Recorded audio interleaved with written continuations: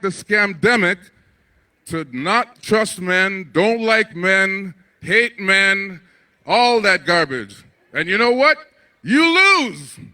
Because do men talk to you now? Okay, so once in a while, say hello. Like, don't you remember when you used to go out and the guy, even if he came up and gave you a corny line like, hey, beautiful, whatever, and even though you knew in your mind that guy's talking shit, he paid attention to you. Check yourself before you wreck yourself. Amen? You guys got to realize something. You are the PPC. Like, just think for a second. Who was it that told you to put a mask on when all this started in the beginning? Okay, did they come to your house, kick down the door, put guns to your head and say, hey, you got to put a mask on, okay? No, you put the mask on. Take the mask off. The mask does not work. Okay, don't you remember when doctors, they never used to wear masks, even in surgery, remember? And if they did, they took it off, went and got another one. Like, I don't know, how many people like wearing a diaper on their face? Come on. Okay, when was the last time you guys left your house without, okay, do I got my sanitizer? Do I have my gloves? Do I have my phone? They got to track me. Check yourself before you wreck yourself. Are you guys listening to me? Wake up! Because God is the only one who's going to back your play. Okay? When you got Trudeau flying all around the country buying the expired booster shots that India, Russia, and all these places have rejected. So why are we buying it? Because remember, they love and adore you guys. Right? Okay. Yes, and that's why you guys have to think for yourself, because that's what they don't want you to do. They don't want to give you a memory. Remember in the beginning? Yeah, 2 weeks. Like, we're in 2 years, man. Like, I went to school, I can count. Wake up, people. Do you guys understand what I'm saying? You have to remember, be strong, okay? Stop falling for all the head fakes, okay? Watch shows like Three's Company, Benny Hill. Watch shows that are not telling you to scare yourself. Like, I didn't know that in the Bible it says, when you hear about wars and rumors and wars, it says to panic, put on a mask, be 6 feet, and take the experimental jab. Now, here's a... Thank you. I just want to ask you guys a question. Do you think God is worrying about this right now? That's right, because he said in the Bible, when these things are going on, he says, don't worry, I got you. Many will be deceived through the media, through your friends, through athletes, through entertainers. Many will come in my name, like Fauci, Trudeau, Joe Biden, etc., etc. You guys need to think for yourself. Do you guys understand what I'm saying? Wake up! How many people have family members that you're not allowed to go to their house because you're not wearing a mask or you got the jab? How many people have friends that are not allowed to come to your house because you don't want to play hide and seek? See, that's what's up. And that's why, there you go. And that's why we all have to stand up, because all I hear is people doing this. Okay? Unity. Okay? People need to start allowing the people to start communicating and talking to each other. So right now, I want everybody here to turn to each other and shake hands and say, "Hi, how are you doing?" Everybody, say hello. What's up? Okay? Be disobedient to what they're telling you. Say hello to everybody. How you doing? Oh, thank you very much. See? Human contact. I've been shaking people's hands forever. I've shook thousands and thousands and thousands of hands. I've hugged people. What? I'm still here. What?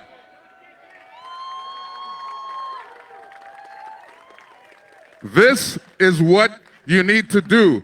Turn to one another. Interact. Plus that, I'm going to talk about the black thing. Listen, when Trudeau did that blackface thing, when he staged that, well, guess what? I'm black, and I got a face, and I don't need to stage jack shit. Okay, this is real right here. Okay? Don't be scared to stand beside each other. Like, remember when you'd be in a packed club, there's like 1,500 people. Everybody, somebody got pneumonia, cold, they still taking their Valium. They're at the club jamming. Did they shut the bar down? Listen, somebody could pass gas right now. You're like, get away from me, man. I'm calling the cops. Like, yo, man, wake up. Your own immunity is better than what they're preaching to you.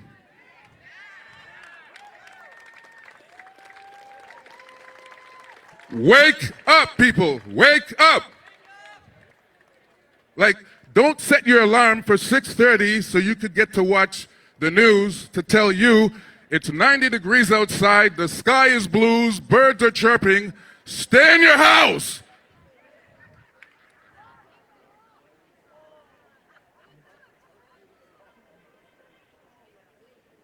Check yourself before you wreck yourself. Say that.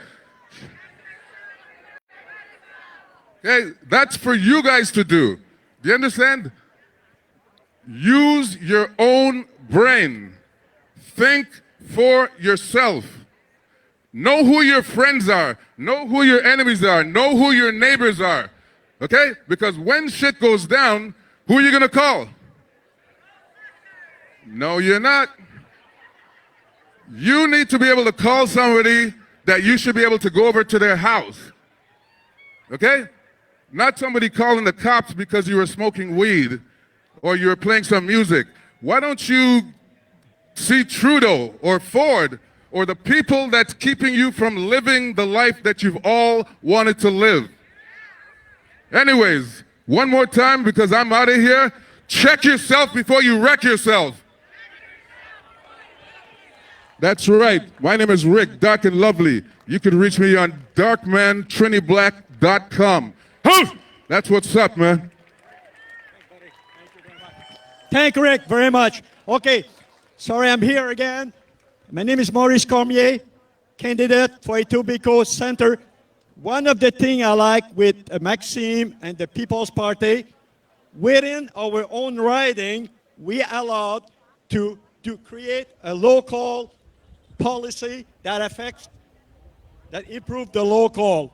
Please, Linda, come with your group. And the group that I'm going to support is Protect Canadian Children. And I'm going to ask my friend Linda just to say a few words because she could talk longer than this guy. But she'll talk.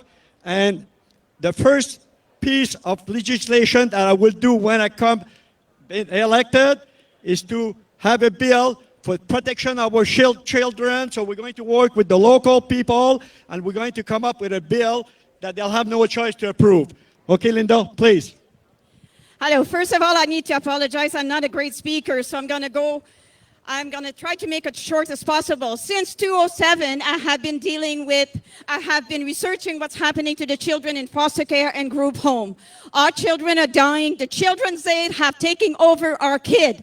The parent has no more power. Now, I have approached the Queen, the Governor General, name it, everybody, every group, the Green Party, this party, Doug Ford, Prime Minister Trudeau, they don't want to see me. Even the independent media doesn't want to talk to me. I wrote a magazine, and that magazine is a book of evidence. We all have to be scared because now our children are in danger, and no one are putting the children on their platform this year. And we demand that the children in foster care or group home are being put in their platform. If they are not on their platform, don't vote. Thanks, Linda, but you can bet he'll be on my platform in the Etobicoke Center. You got that right. Okay? Thanks, folks. Okay.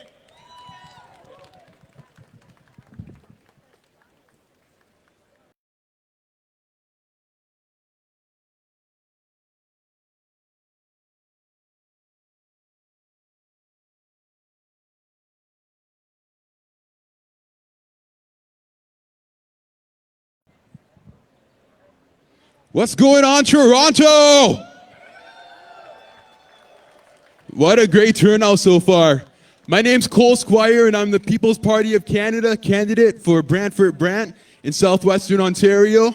Where's my Brantford Brant people out here today? So you guys, we've had a really trying last year and a half with everything that's been going on. We've been locked out of our businesses, we've been closed out of our schools, and while they were trying to tell us to wait for these vaccines to roll out, we're now seeing these vaccine passports come out. And I want to stress to everybody here, the People's Party of Canada does not care if you wear no masks, 1 mask, 2 masks, or 3 masks. You're adults, you can make your own decisions when it comes to protecting your health. Now, there's a lot of polarization in our country right now. As I said, we don't care when it comes to the masking. When it comes to the vaccinations as well, that's your choice to make as a free citizen in our country. But when it comes to the vaccine passports, that is where we draw the line. Now, I don't know how many of you guys are history buffs, but in World War II, our men and women fought and gave their lives to put an end to these show me your papers policies in Nazi Germany. And here we are in 2021 staring this type of tyranny in the face in our own land. It's absolutely egregious, and we have to hold the line. We cannot allow this to happen in our country. This is going to create 2 tiers of citizens. And this isn't going to happen on my watch, your watch, or the People's Party of Canada's watch. Now, as I said, there's a lot of polarization and division going on in our country right now. They're trying to pit us against maskers, anti-maxers, vaxxers, anti-vaxxers. This is really divisive and dangerous rhetoric that we can't allow or tolerate in our country. And you know, I don't play the identity politics card, but I am a member of the Six Nations Reserve. I'm a member of the Mohawk Nation and a proud First Nations person and a proud Canadian.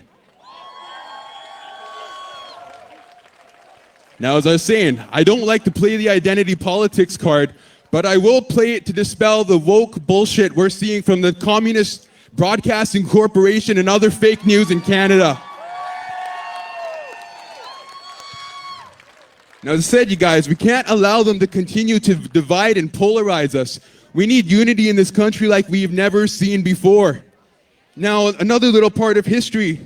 Canada was founded on the principles of mutual respect and cooperation between our First Nations people and our then British settlers that were coming over to find a new life. That type of cooperation and mutual respect built Canada, and we need that again today to save Canada.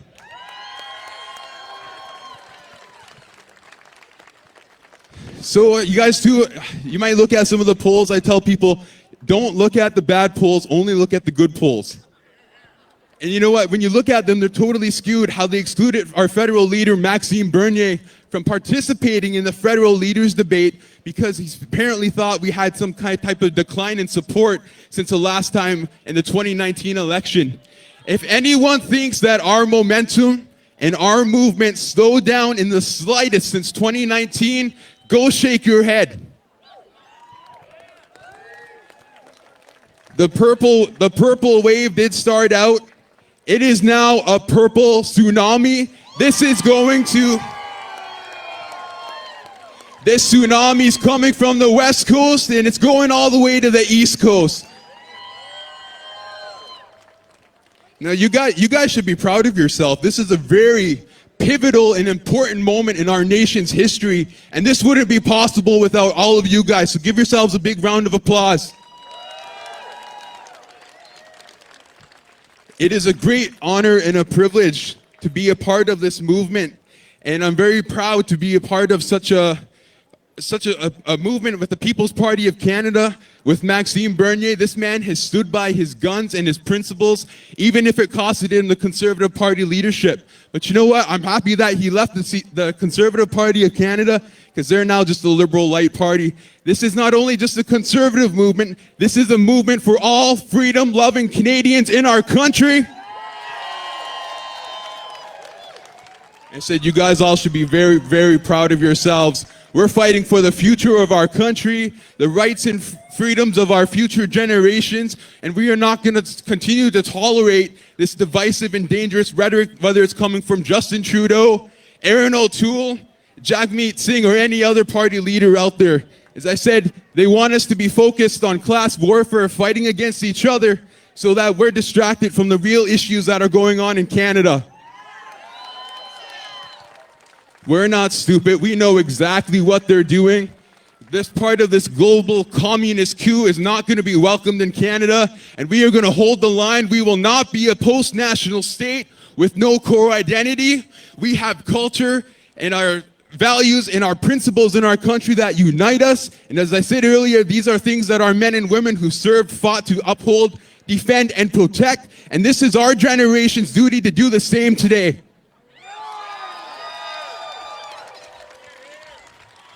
All right, now I don't want to take too much time, but as many of you guys know, we're gathered here today at our taxpayer-funded building, as I said, the Communist Broadcasting Corporation. We are going to defund the propagandist fake news CBC. And you know, look, our Canadian taxpayers, we're no longer going to purchase Rosemary Barton's designer outfits anymore. So you're going to have to start shopping at Valley Village or somewhere else.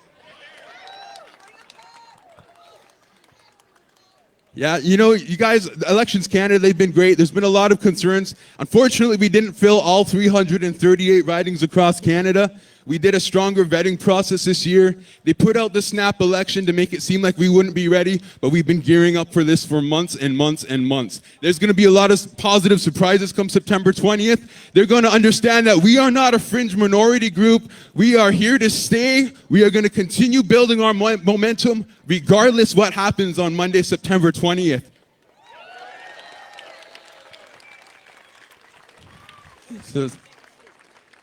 So right now, many of you guys know we're paying over $1 billion a year out of your hard-earned taxpayers' dollars to keep this failed company afloat.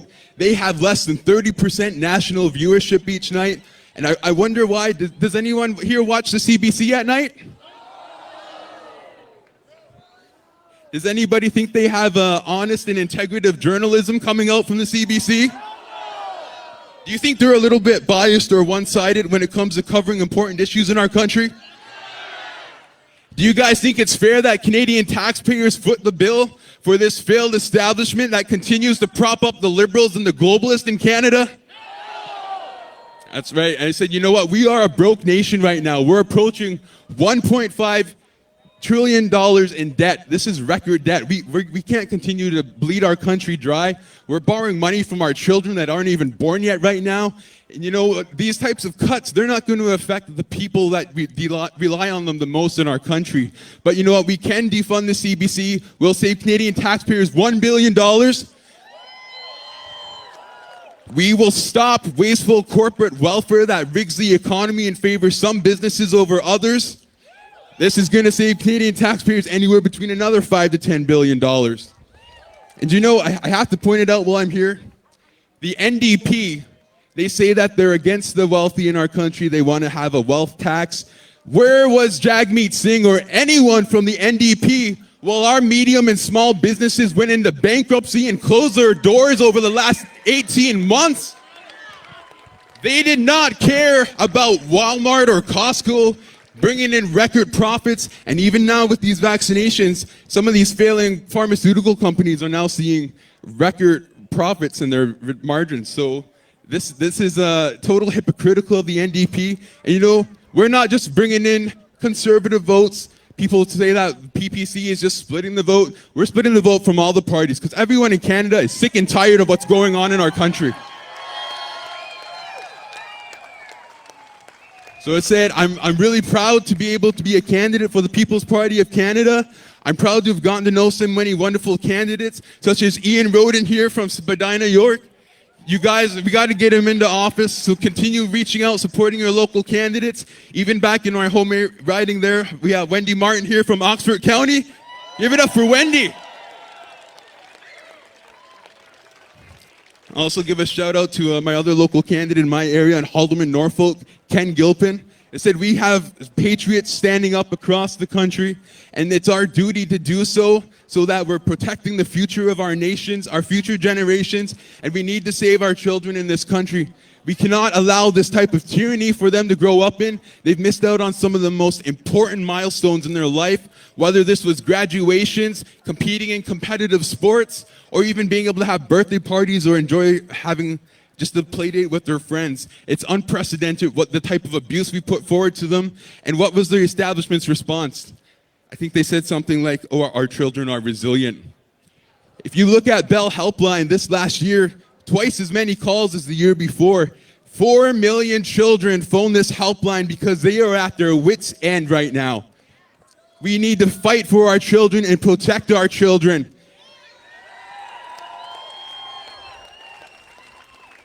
Now again, I don't like to play the identity politics, but I also have to point out a lot of the woke politicians, the media and establishment, were quick to come out and say, every child matters. No kidding, we do not need to be told that by Justin Trudeau or anyone else. But you know what else? These politicians in the media were completely silent over the harms that our children of today faced. We cannot change our history. Anyone here would agree that it was an atrocity what happened in those Indian residential schools. And do you know what else? You know how those children got to these Indian residential schools?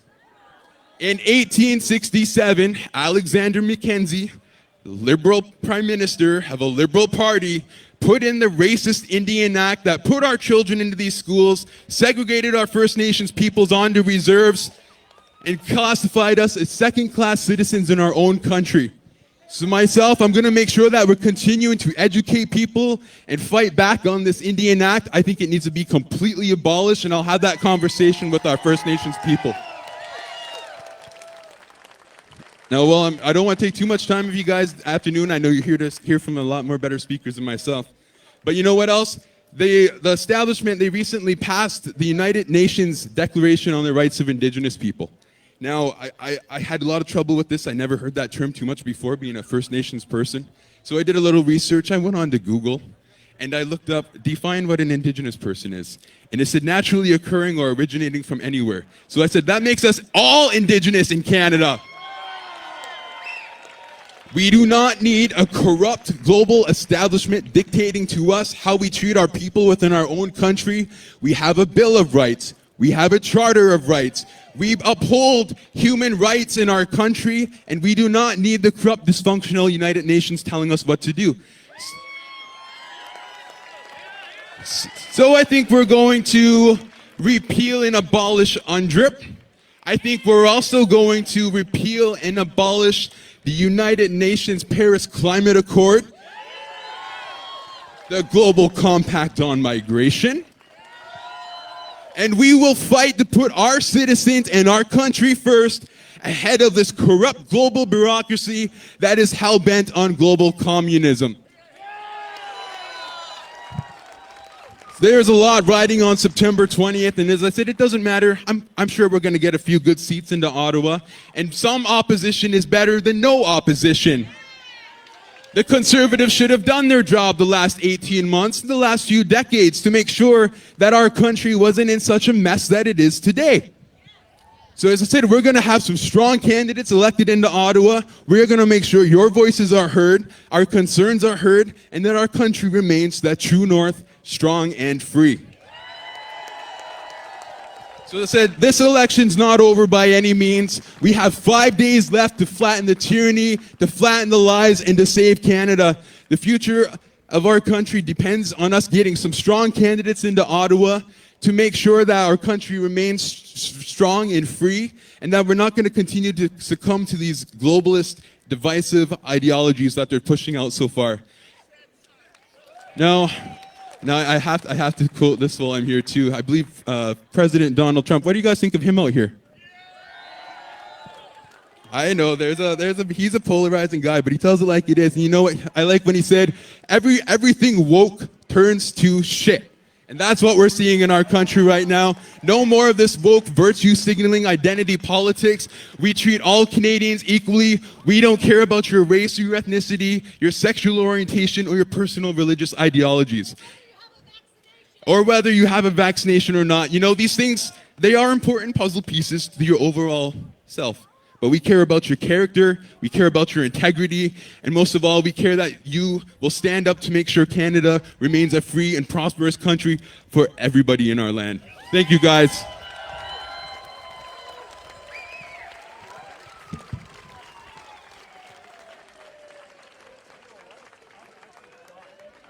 Vote PPC, y'all, I'm out. Whoa, let's hear it for Cole Squire. Woo! Great words. Come on up here, Joe. My name's Dermot Pomeroy, and before I get started, I'd just like to know if anyone sees any reporters here from CBC. Can anyone point them out? Are they here? Not one reporter next to CBC building right here, and there's a big rally. Isn't that funny? So I'd like to start because we're probably going to see some of this on the news tonight, and they'll probably paint us as anti-vaxxers or anti-maskers or whatever. So just for the record, I'd like everyone to repeat after me. And I want everyone in that building to hear us. We are not anti-vax. We are pro-choice. We are pro-freedom. Thank you. All right. So I'd like to start off, introduce myself. My name is Dermot Pomeroy. I'll try and keep this short because I got a few people that are going to speak here. And I want to talk about small grassroots initiatives. At the beginning of this tyranny 18 months ago, along with many other people, I started going to the protest downtown at Queen's Park and looking for something to do. It's a long story, so I'll try and give you the Coles Notes version and just let you know where we are today. So I went back home. I'm from Oshawa. I started a group in Durham region called Rise Up Durham. Just a Facebook group. We've got over 2,000 members there right now. We hold protest rallies and whatnot, and through that, we met so many beautiful people. So many beautiful people. A lot of you guys are here today. I've lost a few friends along the way, but I've gained a lot more. So through that grassroots organization, other things developed. We opened up another initiative, openupyourbusiness.ca. We tried to help some businesses out with keeping their businesses open. Fast forward, they shut the parks down. Kids couldn't play. They weren't allowed in the parks. We pushed back and decided we're going to organize some kids' play dates at the parks. Bylaw came, police came. We interacted with them, and we just kept on, and we started having these play dates.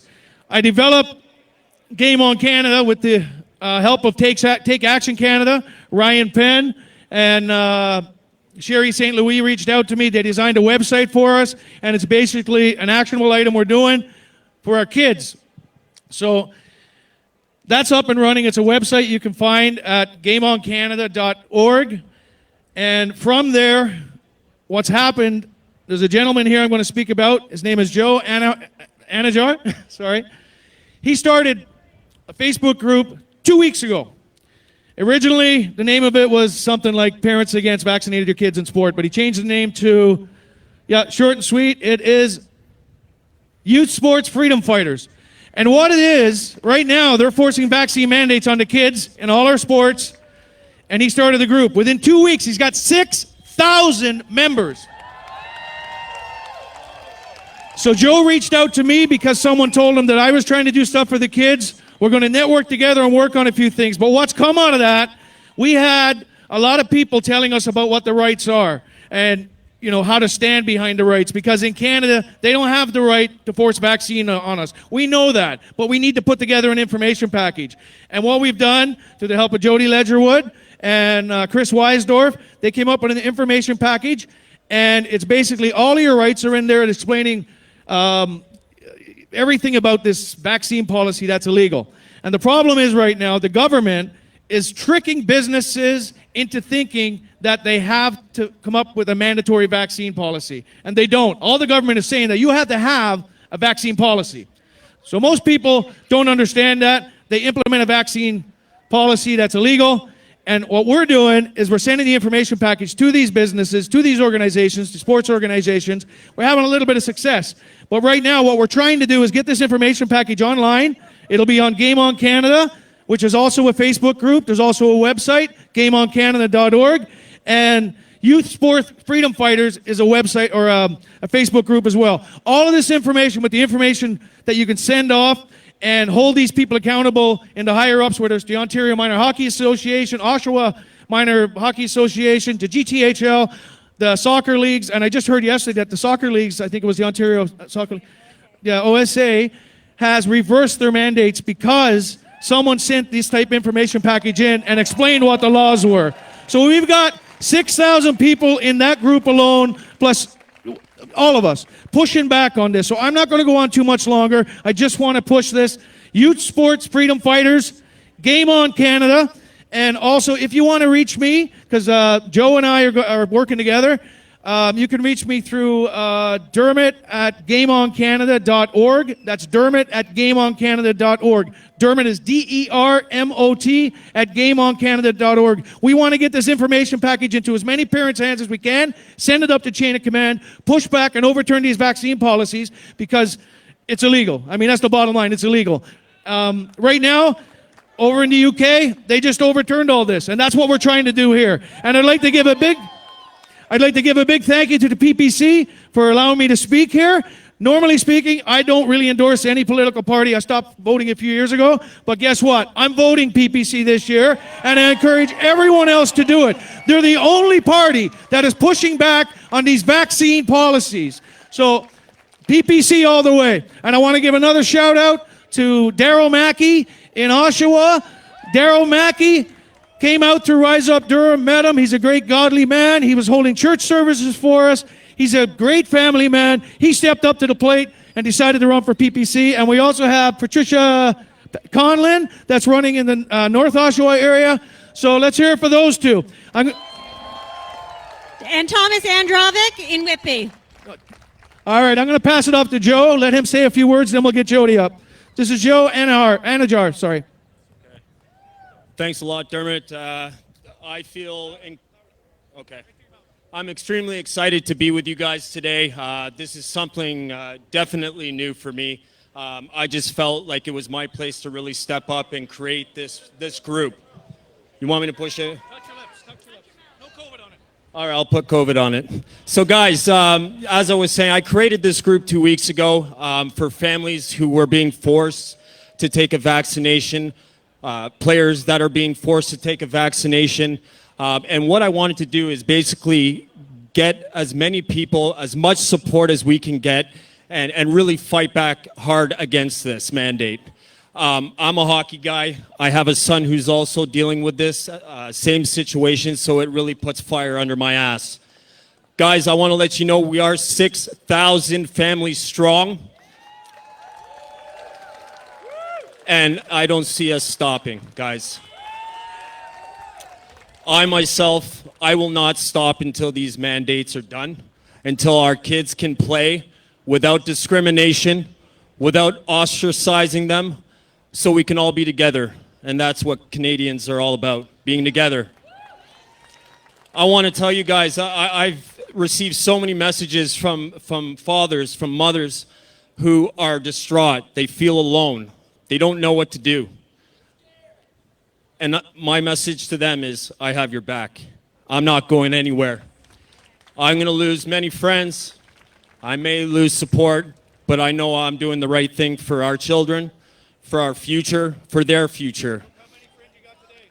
Look at all the friends I just made. Guys, This is Canada. It's our time to take back our country. And it's our time to do it now. Let's go! As I said, guys, I want to thank everyone that's here to support PPC Party. I want to thank everyone who is bringing the signs. I mean, the support's incredible, guys. I want to thank this man right here, Dermot, for putting me on, taking me under his wing, and everyone else. Oh, one more, Carol, for making this sick sweater. I know you're out there somewhere. I can't see you, but thank you very much. Guys, once again, my name is Joe Anajar. I'm leading the fight for the youth sport freedom fighters, and I'm not done until this is gone. Thank you very much. Nice job. Hi, everybody. I'm Jody Ledgerwood. I'm part of the Rise Up Durham crew. I, in collaboration with Chris Weisdorf and Jeanette Miller, put together an information session called Know Your Rights. So many of us don't know our rights. The schools don't teach our rights anymore. So we are running scared every time the government says, here's a new mandate. Well, the truth of the matter is a mandate is not law. A mandate is a suggestion or a recommendation that you must consent to. Without your consent, it means nothing. The four most important words you need to know right now are, I do not consent. You need to teach it to your children, and you need to stand in your square and say it strong and proud. I do not consent. Repeat after me, I do not consent. I do not consent. Now remember that when your employer comes to you and says, you need a vaccine to work here, say, I do not consent. When the Sports Association says your children need to have a vaccine in order to play, what do you say? Excellent. Remember that. If you need these packages, you can reach out to GameOn.org. You can reach out to Rise Up Durham. You can reach out to myself, Jody Ledgerwood. You can find me on Facebook, Instagram, Google my name. I come up. I'm everywhere. I'm a local realtor in Northumberland County, so you can find me really, really easily. It's about a 50-page package, and actually almost every day I add more pages to it because I'm finding more and more tyrannical mandates coming down that I have to fight back with. Now, these packages include with it your Canadian Bill of Rights, because your Canadian Bill of Rights cannot be overrun by any policy. You cannot policy outside the law. You cannot. The government does not have policy on vaccines because they know they cannot policy outside the law and they don't want the liability. Therefore, if you are a small business right now trying to mandate and policy vaccines for your employees or your customers, I tell you, stop it. You can be brought up on criminal code charges. You can be brought up on assault, extortion, threat, harassment, and even torture charges under the criminal code. Section 265 right through to 269. I believe section 429 as well. If you are an employer or a sports organization that is mandating these vaccines, I strongly suggest you get yourself educated on what the law is. We also have a thing called the Human Rights Code. We do not discriminate for any reason. These vaccine policies people are putting into play discriminate and segregate and make us a two-tiered society. That is not the Canada I believe in. That is not the Canada you should believe in, and it's not the Canada that the PPC believe in either. That is not Canada. Canada was a democratic society that was supposed to be governed from the grassroots up. Right now, we've got the top coming down, and the top is not listening to us grassroots. So we need to make our voices heard. You need to reach out, get these packages. They've got the Human Rights Code in it, and I've done all the homework for you. I've actually highlighted the sections so you don't even have to read the entire acts. You don't even have to understand legalese. I have highlighted the sections that are important that you need. You need to take these packages and you need to send them out with letters, and I've included template letters for you. You can take them and you can edit them to whatever your situation is. We've got plenty of notice of liabilities in there. We've got stuff with regards to universities and colleges. We've got stuff for the sports. We've got stuff for your employers. We got stuff in there on how to handle your employers and the questions to ask them. We've got stuff to take the liability off of yourselves, because once you consent, you have put the liability on yourself, and you have no legal recourse once you've consented. Do you understand that? I do not consent are the 4 words you need to know. I do not consent. And do not consent on behalf of your children either. Your children get one body, one chance at continuing your lineage in the future. Do not consent on their behalf. Fight back. Show your children what it means to stand in your square and stand up for yourself. Reach out. Get these packages. They've got the Human Rights Code in it. They've got the Ontario Health Act in it. It's got the Privacy Act in it. There are about 10 different privacy acts in Canada that protect you from sharing your health information with anybody. You do not have to do it. It is against the law for anybody to even ask you to do it. It also has the Genetic Non-Discrimination Act in it that says you don't have to take a PCR test or an antigen test either. It is against the law for anybody to demand that you take a DNA test, an RNA test, or a chromosome test and then share those results. It is against the law. Your employer cannot make you do that in order to keep your job. What you do when your employer brings this down is you send them a letter of intention. You send them a notice of liability. You attach the laws to it. And then you say, if you continue to go forward, I will be taking civil action against you, which you can do in small claims court without the help of a lawyer. Up to $35,000 you could get from your employer. You can also make a human rights complaint with the Human Rights Commission. That is also free. And you will be paid out because it is against the law to discriminate, especially on health basis. You've got laws that protect your health, pro-choice laws that protect your health and your rights. And then, as a final resort, you can let your employer know you will be charging them under the criminal code. And I've got those all highlighted for you too.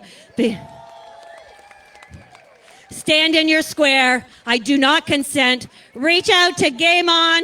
Reach out to the Freedom Fighters. Reach out to Rise Up Durham. We've got these packages. My email's been blowing up. I've been doing this for about 2-3 weeks now. I've sent out, oh my goodness, probably 1,000 to 2,000 of these packages already.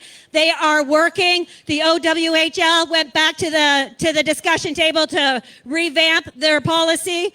Many businesses are now revamping their policy. Toyota backed down when their employees went to them.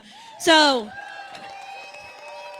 folks, these packages work. The law is on your side. The government is not mandating because they don't want the liability. Do not play their game. Do not get the exemptions. Play the law. The law is on your side. And remember, I do not consent. I do not consent. Thank you. Now I'm sorry. Let's hear it for Jody Ledgerwood.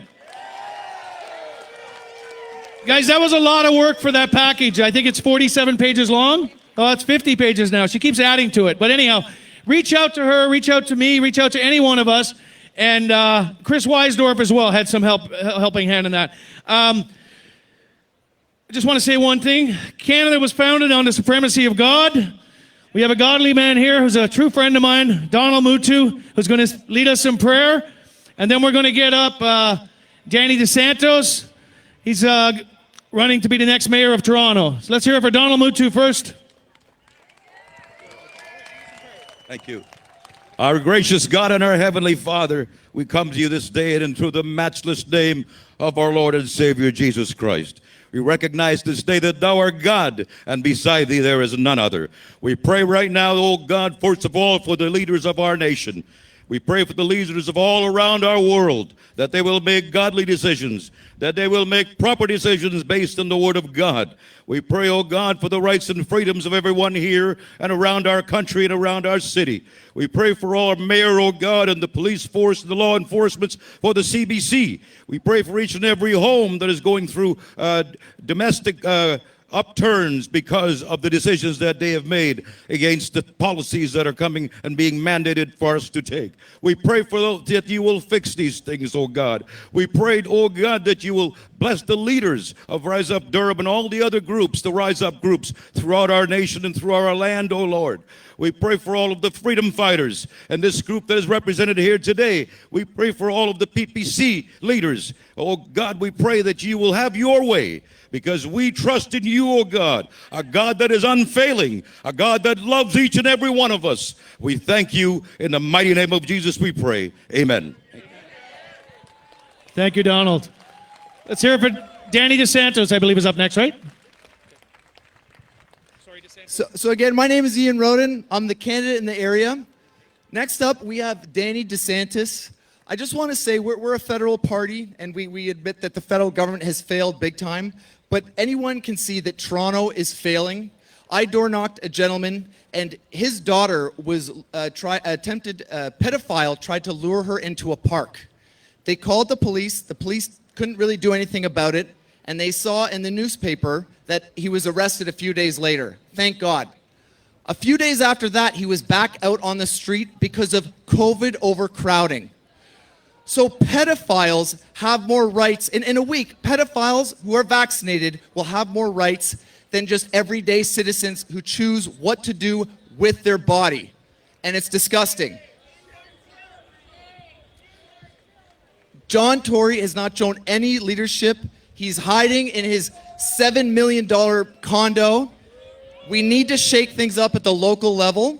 So let's hear it for Danny DeSantis, and he's going to say a few words. Thank you, Ian. Thank you, everybody. There's a lot of people here. There's a lot of warriors. I like this. So I'm going to say a couple words. I think some people see me talk already, so I don't want to be repetitive. But I got to say a couple things, that there's a movement happening. I see it in what I'm doing, and I see what's happening right here. You know, something that touched me, and these words were, it's hard watching what I watched. I think everybody watched. Sir, do you have any weapons with you? No, only my words. Those are the words, powerful words, that Maxine told that officer, and I'm sure that everybody knows what happened. You know, Canada has really, really changed. And my parents, Italian, came from Italy. And we came to Canada because it was a land of the free. Freedom of speech, freedom of movement. You know, and I don't see that right now. We have to fight to speak. Our men in blue, I love ya, and I know you're on our side, but when politicians use our men in blue to arrest us, to ticket us, you know we have a problem, and you know the people will come out. Let me tell you something. There's one thing politicians fear. It's the force of the people. The force of the people. Don't make a mistake about it. And by the way, it's the silent majority right now that are home right now. They're on our side. Trust me, they'll be coming out in drones. So let me inspire you with something. And it's not about me, but down south, down south, there's a governor, DeSantis, holding the whole United States of America on his shoulders, fighting for freedom right now.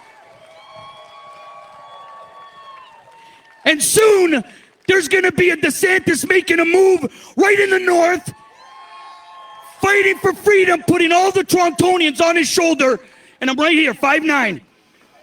So you guys wanted me to come out, right? That's what they wanted me to come out, right? The politicians? Well, let me tell you something. I never take no for an answer. I'm an entrepreneur, did very well.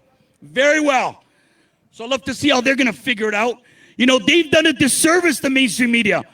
They've conditioned and lied to the people. You better get ready, because there's going to be a change all across the board, because I'm going to run a comprehensive campaign, an inclusive campaign that will bring all people together, because it's the right thing to do. We have a lot of division, ladies and gentlemen, and we need to bring people together. The mainstream media is dividing people. The politicians are dividing people. My movement will bring people together. Don't make a mistake about it. I'm about freedom. I'm about people can make their own decision on what they want to inject in their body. You wanna go do it, get vaxxed, or you don't want, doesn't matter to me. You better do your research though. So I'm gonna fight. I'm gonna fight tooth and nail, and I'm thinking about it. You know, I want someone to go down to Nathan Phillips, Toronto, and put John Tory on notice, because the DeSantis train's coming, and there's nothing that anybody's gonna do to stop it, not the mainstream media, not the politicians, because I got the force of the people. When you got the people, you'll win. We will win. We will win. I promise you. I promise you. Love over fear, ladies and gentlemen. So continue the fight. And I love this movement. It's a great thing, you know. You know, Maxine speaks that language that I speak. So we need to support him. You know, one of the guys that we need to get rid of and dangerous right now is Justin Trudeau. I mean, you take a look at a silver spoon kind of guy, a trust fund baby that has no idea. He hasn't done what I've done, and I'm not running, right? But John Tory, same thing. He hasn't done what I've done. I started from the bottom to the top. When my dad told me when I was 16 years old, he said, go figure it out. And I did. So I'm in my I'm mid-40s, and I'm ready to fight. So we have a DeSantis, and I'm going to fight for the people. I'm going to fight for the people. Freedom's going to win. Continue your movement, and let people know. Let people know about DeSantis. Let people know about Maxine. He's an incredible guy. I don't know if he's going to creep on behind me. No, he's not here yet, but I love this movement, guys, and go out and support. I'd love to meet the rest of the people that I haven't met. I got little business cards. I might even come out with a couple hats. Thank you. Thank you. So there you have it, guys. I'm DeSantis. I hope Tory heard that from his condo, and I hope he gets a haircut and takes off his mask. So next up, we got Josephine from Concerned Students of Ontario. Yesterday, we went to U of T, and we did a little event just saying how the lockdowns failed and trying to challenge some of these students and wake them up. And this is the first time I'm saying this. We told them, turn on your TV. Turn your TV on, flick on college football in the States, see how there's 70,000 to 100,000 students per stadium, enjoying life, living life, getting back to normal. Meanwhile, they're walking around campus with a mask on alone. These are supposed to be our best and brightest. We need to help our kids, help wake them up that what is going on is wrong, and they need to wake up and look at the data. So without further ado, here's Josephine. She's nervous, and I don't blame her because the students, they're captured, man. So we need to support people like Josephine. Thank you. Hello, everyone. I'm Josephine. I'm a university student, and this year I'm not allowed to go anywhere on campus apparently because I'm refusing to disclose any information, any medical information, whether I'm vaccinated or not.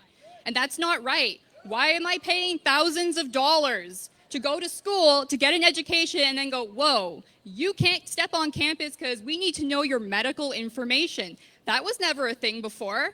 I'm paying to be here. You're paying through your tax dollars to have people get OSAP to go to school. Now people are being barred from that.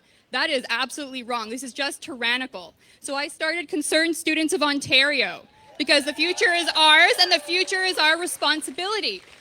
And all we're seeing right now is the abdication of responsibility. That, you have to get vaccinated. You have to wear a mask to protect other people. No, your health is your responsibility. It's not anyone else's. If you are a student, if you are a parent of a student, if you are faculty and staff, please reach out to us at Concerned Students of Ontario, csont.ca. We are here to help you. We have over 100 students throughout the province actively fighting back. They are going to school, regardless of whether they're whatever their status is. They don't care. They're marching onto campus because security cannot do anything to you. They cannot touch you. It is assault if they do. Go to class. Just go to class. Live your life like it's 2019. You do not need permission from someone else. You do not. So please reach out to us if you need help. We are here to help you, okay? We are concerned students of Ontario. Thank you.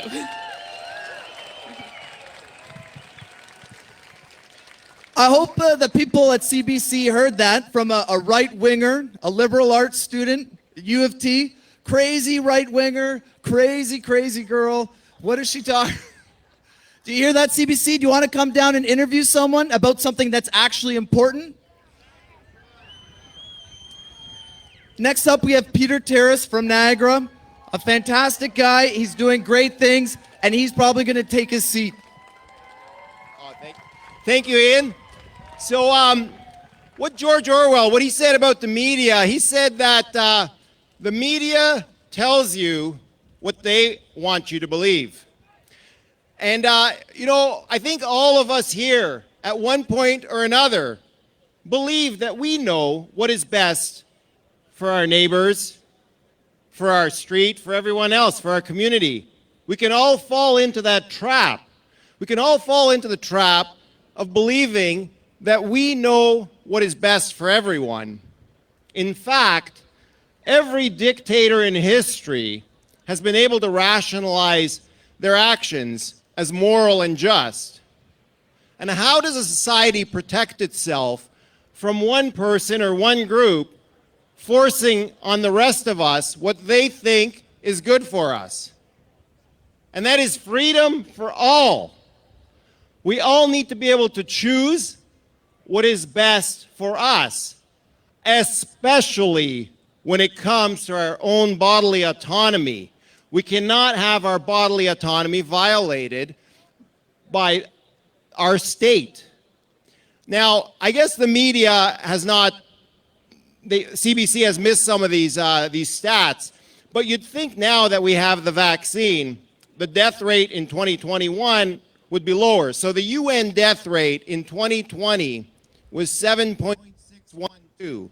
That was when we had the pandemic raging. People were dying in India on the streets as they were walking along the streets. They were just dropping dead. We were being shown these all this fear porn from all over the world. Now we have the vaccine. We've got the cure to the disease. So the death rate should go down.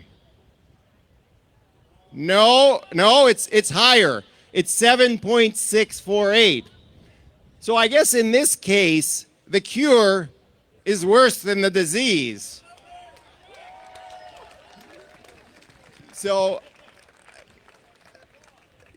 we've hinted on that. We know what the disease is. It's the media. That's the virus right now. So part of what the PPC, we want to inoculate Canada against lies. And the way we're going to inoculate Canada is by defunding the CBC and ending all media bailouts.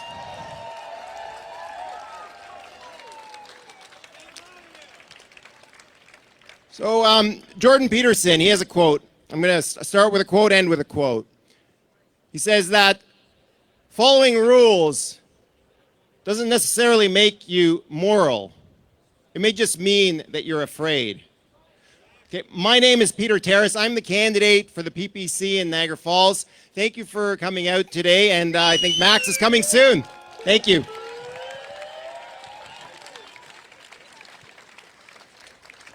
Max is coming up soon, so we got a gap filler, though. The guy with the mullet, you know, he's probably got some interesting things to say, so I just picked him out from the crowd. I've seen him on Twitter.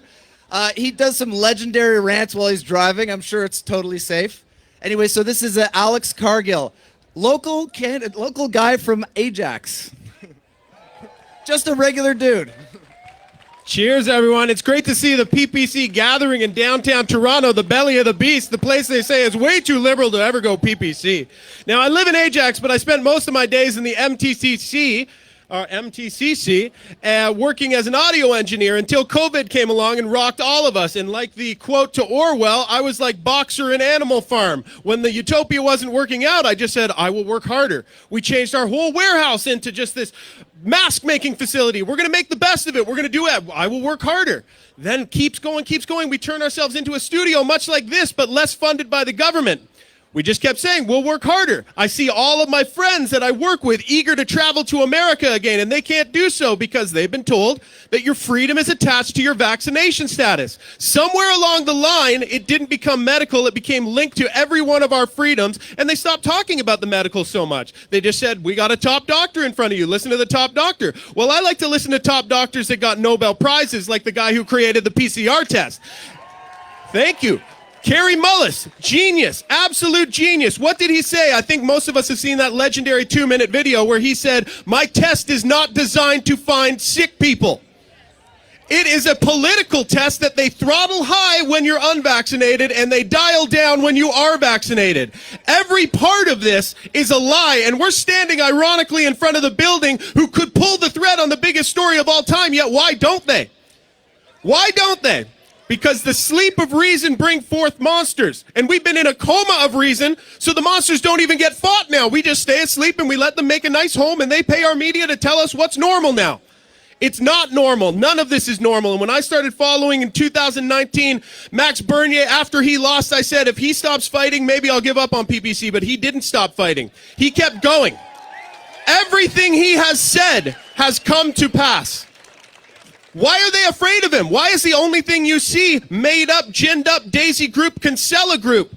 It's all forged, guys. They don't want our families knowing that we have the answer. We are on a conveyor belt towards the slaughterhouse, and all we need to do is step off of it. Yet what do these guys pollute the airways with? Nothing but negative energy. If you can't do it, it's never been done. That is pre-COVID event dinosaur talk. They don't know their land is extinct and that we now live in the land of unprecedented opportunity and possibilities. It would have been 1 in a million to have a socialist coup takeover of Earth pre-COVID. But guess what? They exploited the chaos they knew was coming. We are allowed to exploit that chaos too. No matter what any of the black pillars and despair energy people in your life tell you, oh, it hasn't happened. I remember the Reform Party. I remember. Go to hell. This is the land of unprecedented times. We can do anything. The only thing limiting PPC is our ability to not believe it's possible. Yes. Cheers. I agree. Yes, it may not be possible with the way that these corrupt tentacles have wrapped around the rungs of every part of our civilization. That, oh, the votes may stay in your riding, but then they're going to Ottawa, and Trudeau might take a while counting them. We can't rely on this process. It's not PPC's fault our elections are poisoned. But we do have a group. Always remember, I hope every one of these patriots gets a seat and they win a seat. But always remember, if they don't, PPC is more important to you than ever, because we have been entered into an ID politics war, whether you want to acknowledge it or not, and the only way to win is to stay together in the largest numbers with the best cause. We have the best cause. We don't fear anyone. We can talk to anyone. These guys don't listen. They just report. They program. You think they could have Maxime Bernier on? I remember seeing Cole Squire up here. Do you know he's a legend? Do you know when I looked into him, I just said, guys, don't accept that they're not letting you at these debates. Show up, make a scene. He did make a scene. He said, look, I'm not vaccinated. Maybe I can come in for via Zoom, like everyone's been doing, like they've been encouraging. Hey, it's the next wave. Everyone's going to work from inside their pods now. They couldn't do that. You know why? Because the Brantford Chamber of Commerce, they have broadcast standards. Screw democracy. We don't want a little Zoom icon appearing on our broadcast. It's BS, guys. We've all been lied to. I'm so proud of a gathering this large in Toronto where they say it's not possible. Guess what? It is possible, guys. All right, God bless you all, and I'm an atheist.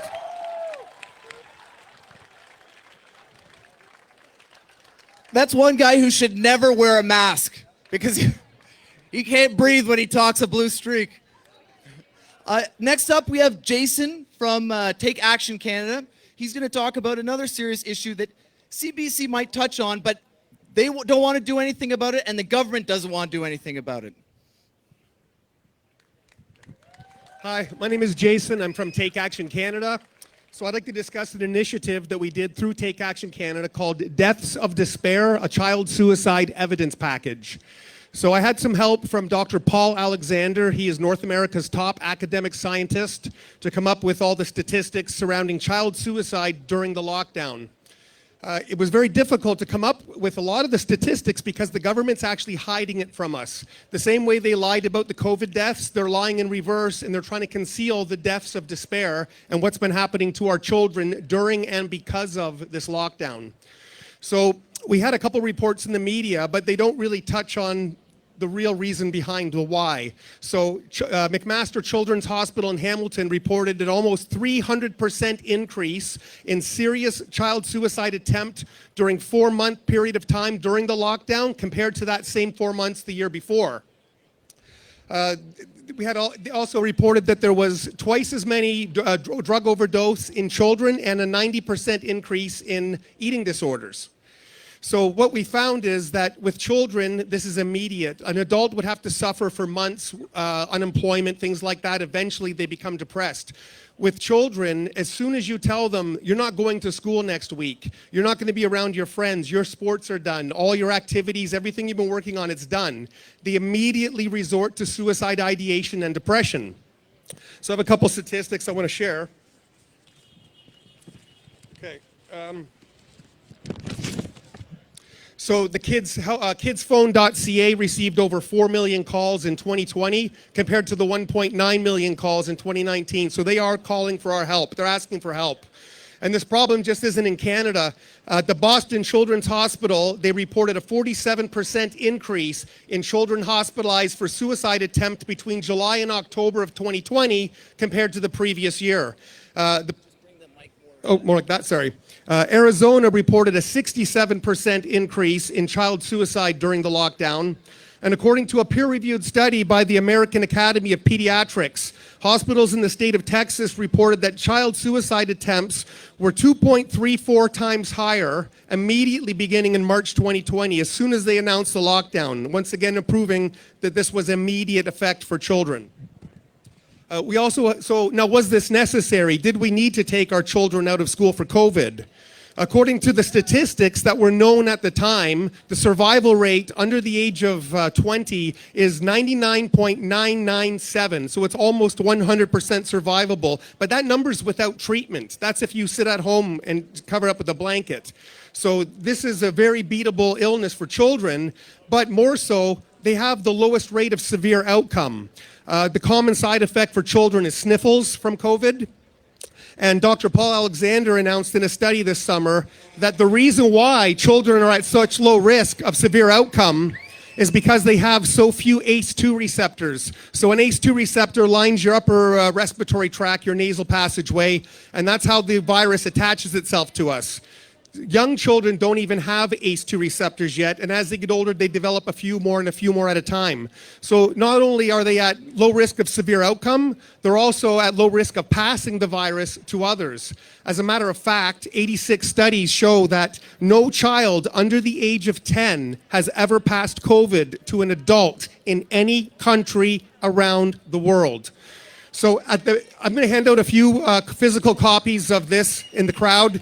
There's a QR code at the back that takes you to all the research we did. There's a new version of this, which is going to be physically placed in the hand of every member of parliament and every school board trustee in Ontario at our expense at Take Action Canada.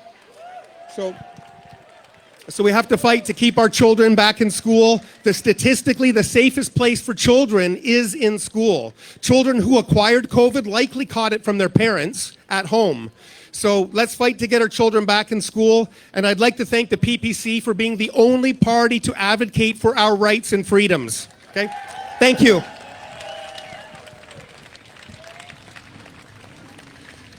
Thank you very much. Thank you. Max should be here any minute now. Next up, we have Samuel Greenfield from Thornhill. He's up against candidate Melissa Lantsman, the Conservative Party, who petitioned to keep Walmart open and close small business. So Little Susie's bookstore couldn't have one person in it, but Walmart could be packed. So these conservatives, they're not actually looking out for the people. They're looking out for big business. The Liberals are looking out for big government. Same with the NDP. We're the only party looking out for the people. So here's Samuel. Good afternoon, everyone. Are you ready to take your freedom back? All we want is to be left alone by our government. Isn't that right? We're not looking for a handout. We're looking for our freedom back. Now, I studied journalism at Ryerson University, so I know a little bit about the media. And I'll tell you what bothers me. What bothers me is that journalists will tell you that they are just telling you the facts, that they're objective. But we all know that isn't true, is it? The fact of the matter is that every journalist has a bias. And what is totally inappropriate is that these people over here take billions of dollars every year and they use it to undermine our freedom. Why should I have to fund these guys here when they don't represent my values? What's fair about that? Absolutely. But there's a much bigger problem in our country, and that's complacency. For far too long, we've had it too good. We've become apathetic. We care more about what the next restaurant meal is going to be, what the next bottle of wine is going to be, and what the next TV show on Netflix is going to be than we care about our damn freedom.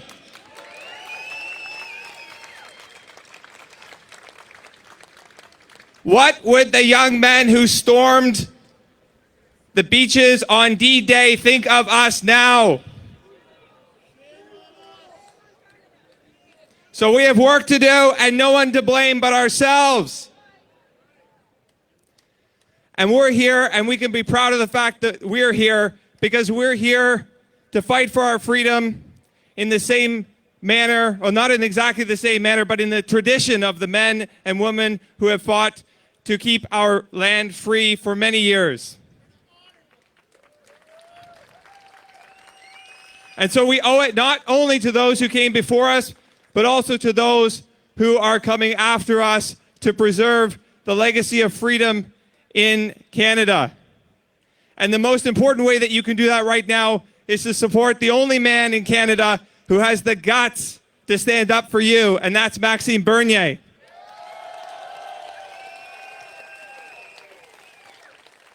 So on September 20th, let's take our country back. Thank you.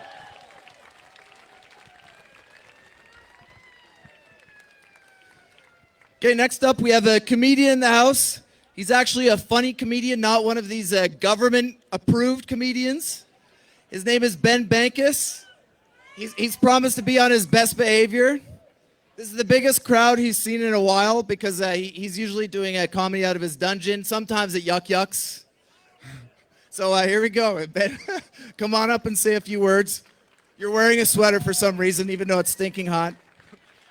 Thank you, man. I didn't know I was going to come here. I was just trying to get drunk at lunch. And the lady at the lunch place was like, you know, in 2 weeks you can't come in here. And I was like, well, I'm going to this to chat with you guys. Can we make some noise a little bit? This is exciting. This is exciting. Rosemary Barton's inside just farting and shit. Yeah, well, why don't you come closer, you idiot? I'm speaking. Is this loud enough? All right. This is awesome, man. I've been making fun of Trudeau and Theresa Tam for like the past 2 years, and I just got my Instagram deleted, which is definitely a good thing, I think, because now people in the States know who I am. You know what I mean? Because Rebel News is the best, and they wanted to tell. Exactly. You think Trudeau's in there right now putting on his blackface makeup or what? It's crazy, man. Any Jagmeet voters here tonight? I'm just kidding. Dude, first time I saw a picture of Jagmeet, I just thought it was Trudeau on vacation. I was like, look, he's back in India. What happened? But Trudeau's nuts, dude. Remember when he did the full brown face and he had the turban on? And like the turban was way more authentic than Jagmeet's? I mean, he had like a jewel in it. There was like a feather on it. Thought he was going to be telling fortunes on Omni 10 or something. But I think Trudeau should just come out as Indian. You know what I mean? He should just do a full transition, government funded, right? So we tune into CBC one night, and they'll be like, we're here with Justinder Trudinder. The man, the transformation. My name is Ian Hannamensing, and I did it backwards. Okay, this is fun, dude. Hey, man, what's up? Good picture. Can you get one of the crowd? They'll just think I'm on a lawn somewhere.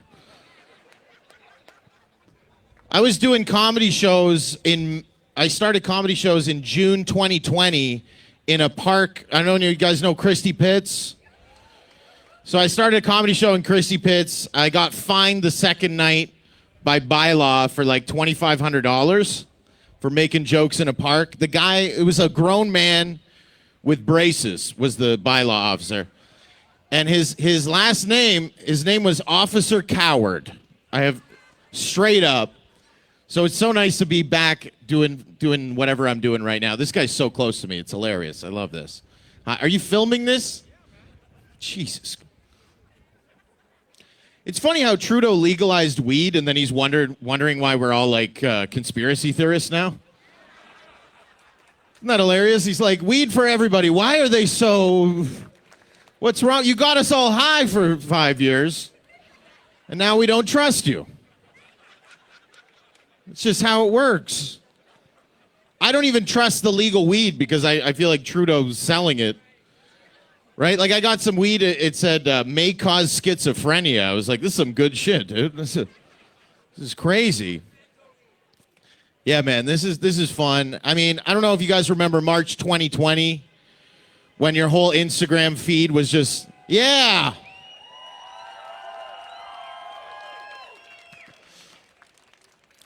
March 2020, your whole Instagram feed. Remember when there was just people in China, in Wuhan? By the way, I don't think Wuhan's probably not a real place, but whatever. But in China, in Wuhan, they just had people like, they would just drop dead on the street. And then they'd have like the Chinese military guys would spray them with those weird leaf blowers where steam came out. None of that was real, right? Like, I don't think Theresa Tam's a real person. Like, I'm pretty sure she was also made at the Wuhan lab of virology. Right? Nobody knew who Theresa Tam was till day one of the pandemic. Do you remember that? The first day of the pandemic, they put her on stage. I just wish I was in the meeting with Trudeau, like where Trudeau got briefed on the virus. So, like, we have a virus from China. What do we do? He's like, I know the tranny for the job. I probably shouldn't have said that, but screw it. But she just came out day one. She just came on stage. Remember that? And she just went up to the mic. She was like, don't go on the cruise ship. Thank you. And then walked away. And then 6 months later, she's like, you need a mask for sex.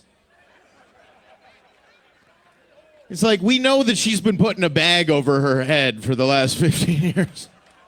I should probably leave. All right. Thank you, guys. Follow me at Ben Bankus 2. It's at Ben Bankus, Bankas 2, because I'm in virtual concentration camp. Goodbye. I think he's overheated. He's wearing a sweater, and it's 35 degrees out. Anyway, thank you. Next up, we got Kristen Nagel. She's an absolute warrior. She's one of the few nurses that has spoken out, and she spoke out early. She's just an absolute warrior. She's one of my heroes because it's very difficult what she's doing because the whole system is against her, and she's one of the only ones willing to tell the truth. So please give it up for Kristen Nagel. Hello, warriors. And I don't say that lightly. I mean it, because right now we are in a battle. I think we all feel it. We're in war, psychological, spiritual, and we are now at the front lines. This is it, where we're ready to charge. And it's amazing to see everyone coming out, and everyone is ready. And we are so thrilled because Canadian frontline nurses, we've been at this battle for a while trying to share truth and stand up. We put ourselves at the front lines of this battle to stand up for the truth, for informed consent, for medical freedom, for our children, for their future generations. And we stood up to protect our communities and the public. And so we are thrilled to see that finally we have an army also behind us now.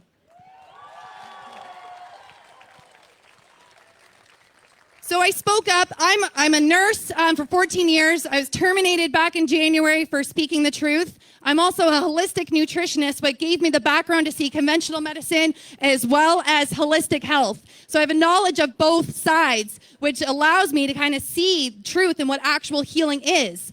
I spoke out because of my children and for all children and future generations. I saw where the future was going, and it was not a future that I wanted to bring my kids up in. I wanted to show them that the world is a beautiful place, that we are proud Canadians that help each other, that lend a helping hand, that we do not turn our backs on one another, that we do not discriminate, and we do not live in a place of hate or anger or finger pointing. We are here to be united with our differences and our uniqueness. And look at everyone in this crowd today. That is what makes this a beautiful place. We're not meant to be the same. We're not meant to have the same thoughts, the same beliefs, the same values. How boring would that be? That's the world that they want for us. I want differences. I want to disagree. I want to have debates, and I want to learn from each and every one of you.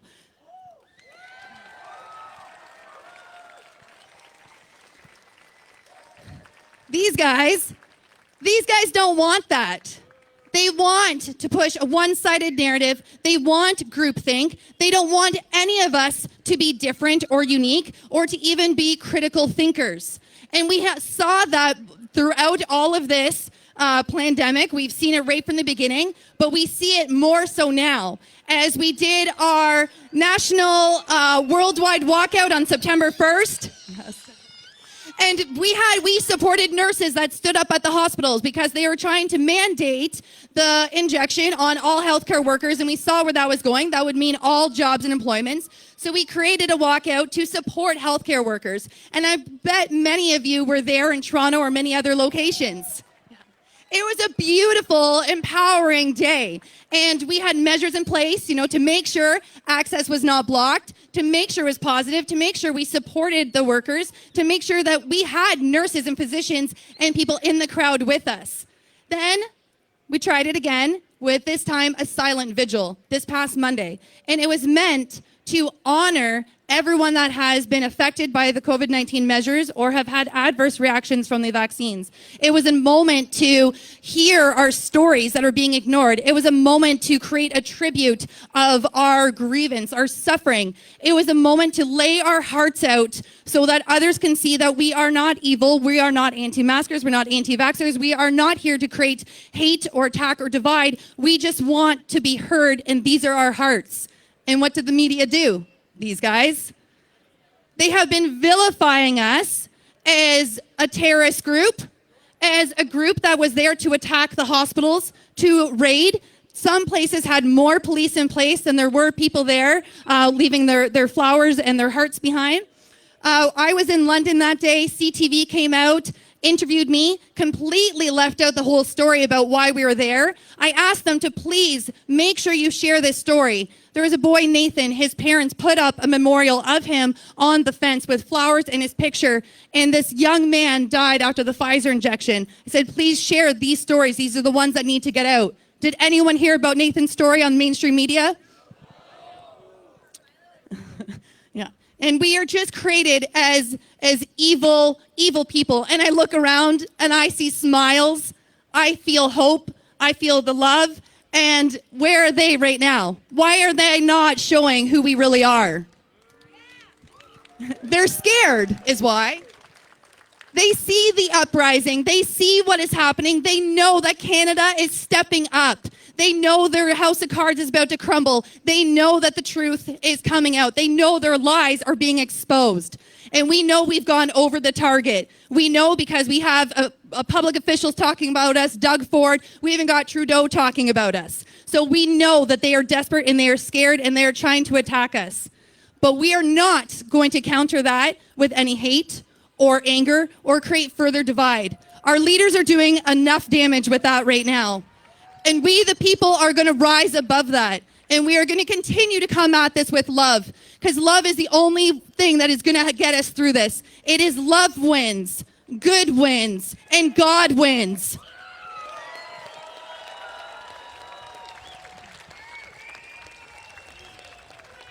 So I'm going to read some scriptures that help me get through this, because let me tell you, this is a spiritual battle, and we need faith right now. We need faith, and we need each other, and we need community, because this is a heavy battle, a psychological battle, and I'm sure you're all feeling it. Who is feeling heavy in this crowd? Who has broken down over all of this? Yeah, oh good. I can tell you, I'll let you know, because I always speak from the heart, is yesterday was my day to collapse, and I cried all day at everything that was happening. And I went out in London to the PPC rally, and I saw at least 2,000 people out in our little sleepy crowd. And it filled my heart. And then from London, we went on to Elmer, where there was at least 3,000 or more that came out. And it is what I needed. And I hope everyone looks around and knows that we are not alone. We are not doing this alone. We are doing this together. And if you have a heavy heart, and if you are tired, then please take a rest. Taking a rest does not mean giving up, does not mean defeat. It means that you are regrouping to come back with more strength and more determination, because we know we're in a marathon. This is not a race, and we need everyone in this till the end.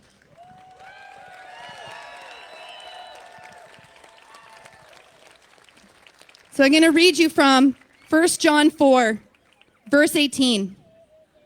There is no fear in love, but perfect love drives out fear, because fear has to do with punishment. The one who fears is not made perfect in love.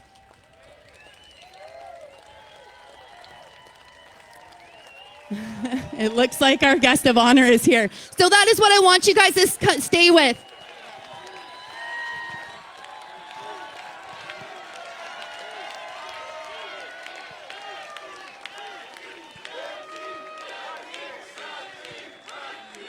Hi.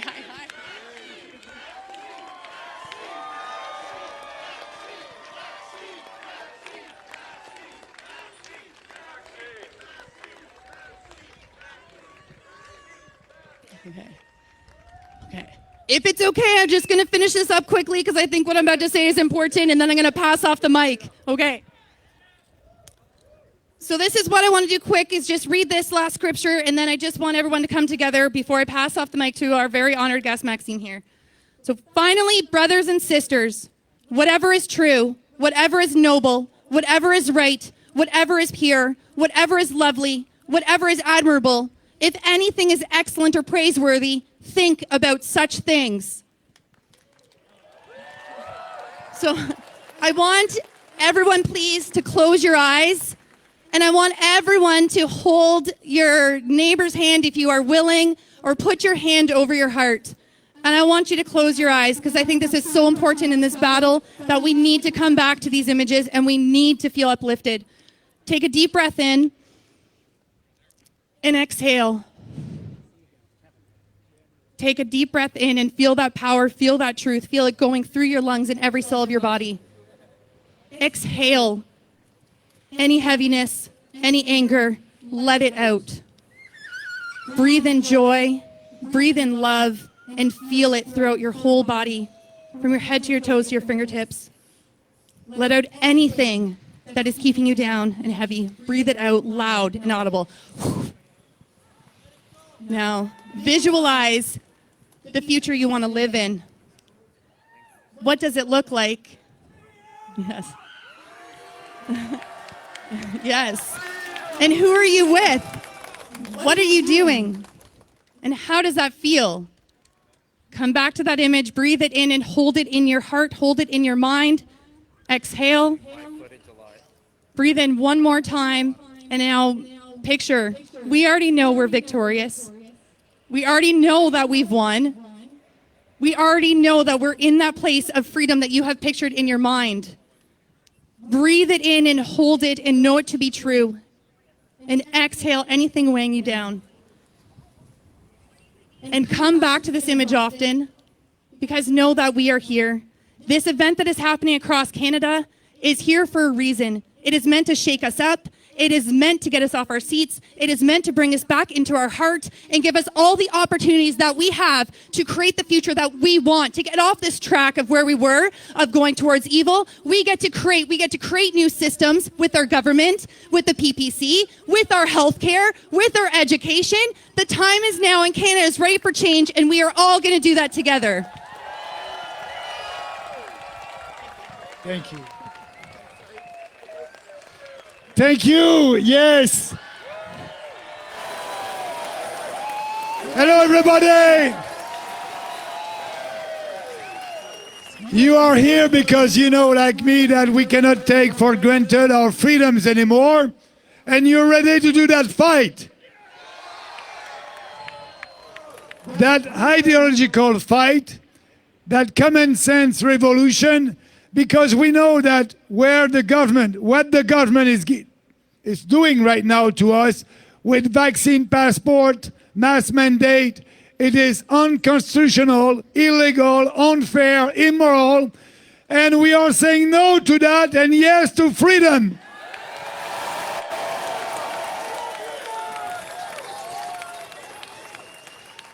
And the mainstream media try to describe us as anti-mask, anti-vaccine. You are here today. You are not during our campaign. You're just here today because you know that it's a time to speak about what the people want. And the people here, they're ready to fight for their life. They're ready to fight for our democracy. And we want to have the freedom of choice. Freedom of choice. That's our fight. We're not anti-vaccine, we're not anti-mask. Everybody must be able to decide what to do if they want to have the vaccine or not. You know, the feminists were saying a couple of years ago, my body, my choice. I'm saying the same thing today, our body, our choice.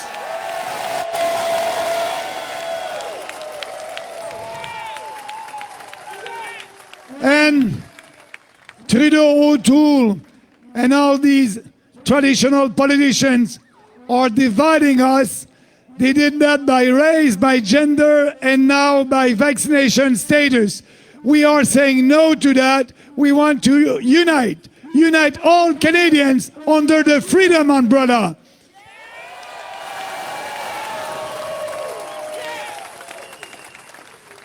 Because there's no reason to do segregation and discrimination, because every Canadian is in the same boat. Everybody can spread the virus. Yes, we know that vaccinated people that decided to have the vaccine, if they have COVID-19, they will have mild symptoms. But like myself and a lot of Canadians that decided not to have the vaccine, they can spread the virus. So there's no reason to do that segregation. I want to be able to go to a restaurant. I want to be able to go to a baseball game. And I'm saying to people who decided to have the vaccine, your life is not in danger if people unvaccinated are with you, because you took the vaccine. You protect yourself. So let's reopen the economy, saying no to lockdowns.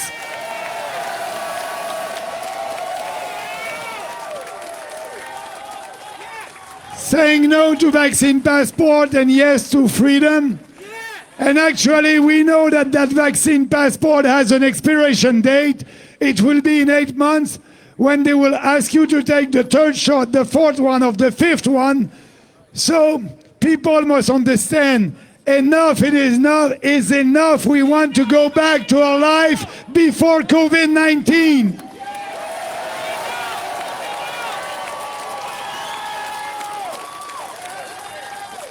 And you know, like me, that this election will be a referendum. I agree with Justin Trudeau when he said, and maybe that's the first time and the last time, when he said, when he launched that election, I want you Canadians to judge me on the way that I managed the COVID-19 crisis. Yes, Mr. Trudeau, we will judge you on that.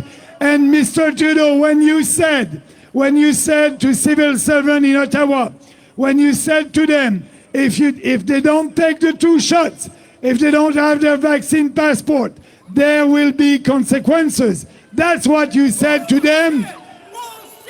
I know what you said to them.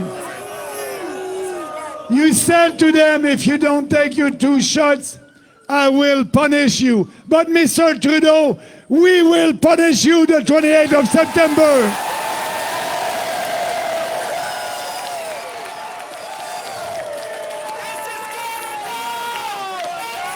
Because we don't want to live, we don't want to live in a socialist country. In a country when you'll have to show your papers to participate in civil society, we don't want that. And Mr. O'Toole, we know that you are like Trudeau.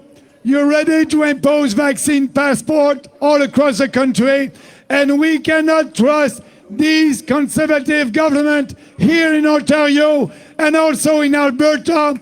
These conservative governments are not fighting for us.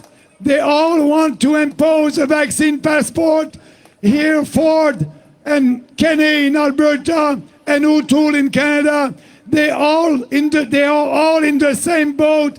They want to have more government control, and we want to have more freedom.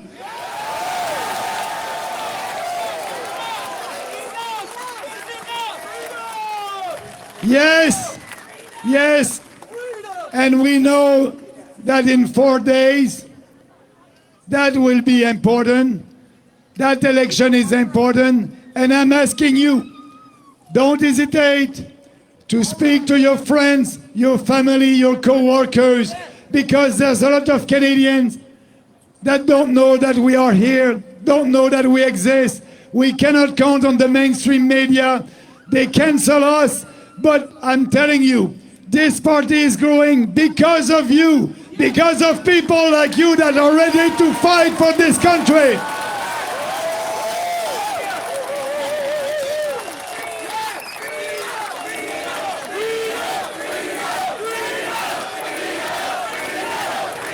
Yes, freedom. They're ready to fight. Because we know when tyranny becomes the law, revolution becomes our duty. It is our duty to start that common sense revolution, that freedom revolution all across our country. And that will start the 28th of September. I can tell you, we will be elected. Some more candidate will be elected, and you will have that freedom voice in Ottawa, and we will be with you in Ottawa to fight for our country, to put Canadian first and our country first. And also I'll be with you in the street to do more protests if they don't understand that we want to gain back our freedom.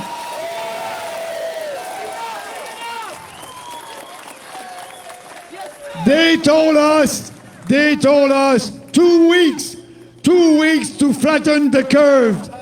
I'm telling them 4 days to flatten the lies. 4 days.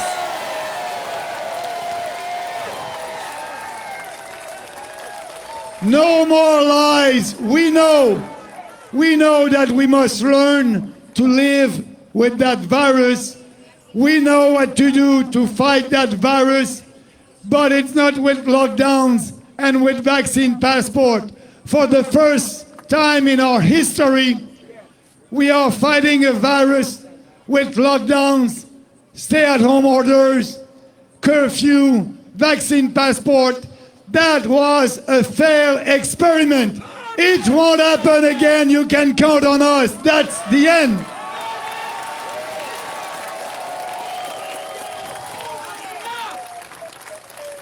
And we know that we will win because we have the science on our side.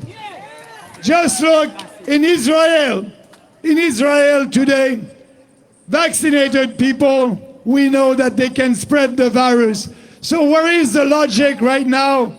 In Quebec, me personally, I cannot go to a restaurant, but I can go to my church.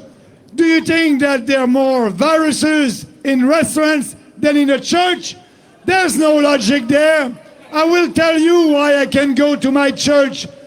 Because the Catholic Church was very efficient at doing their lobby at the provincial level. That's why. That's not based on science. That's not based on common sense.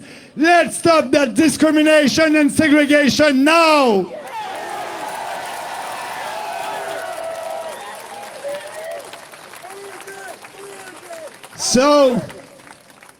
So, Canadian needs our voice, and we need your support. I hope that the next 4 days, be active on social media. Call your friends. Tell them that there's an alternative. Yes, they must know at this time that all the traditional political parties are all on the same side on the most important issues for our election. It's important to fight for what we believe. And I'm asking you, don't vote against something. Don't vote against a government. Vote for what you believe. Vote for what you believe. Vote for yourself. If you want to live in a free and a prosperous country, you have the only choice. The only choice is the People's Party of Canada, because we are putting you first and our country first. So our time is critical right now. I was saying that 2 years ago in the 2019 election. I was saying that we need to fight for our freedom. We need to have a smaller government that will respect people, respect taxpayers. And at that time, when I was speaking about freedom, people were looking at me, what do you mean, Maxime? We are living in a free country. But now people understand that we don't want to go in that direction with more socialism and more government control. So this election will be an historical election. And this political party, this movement is growing because of you. And that historical election will be a big surprise for the mainstream media, but it won't be a surprise for us, because we know that there's a silent majority out there that they're looking at us, and they must not have the courage of their conviction. They must not have the courage to come here and to fight with us. But they are looking at us. And I can tell you that more and more people will give them the courage to vote for what they believe for once. And I believe that they will do that because they want to gain back their country and save their country.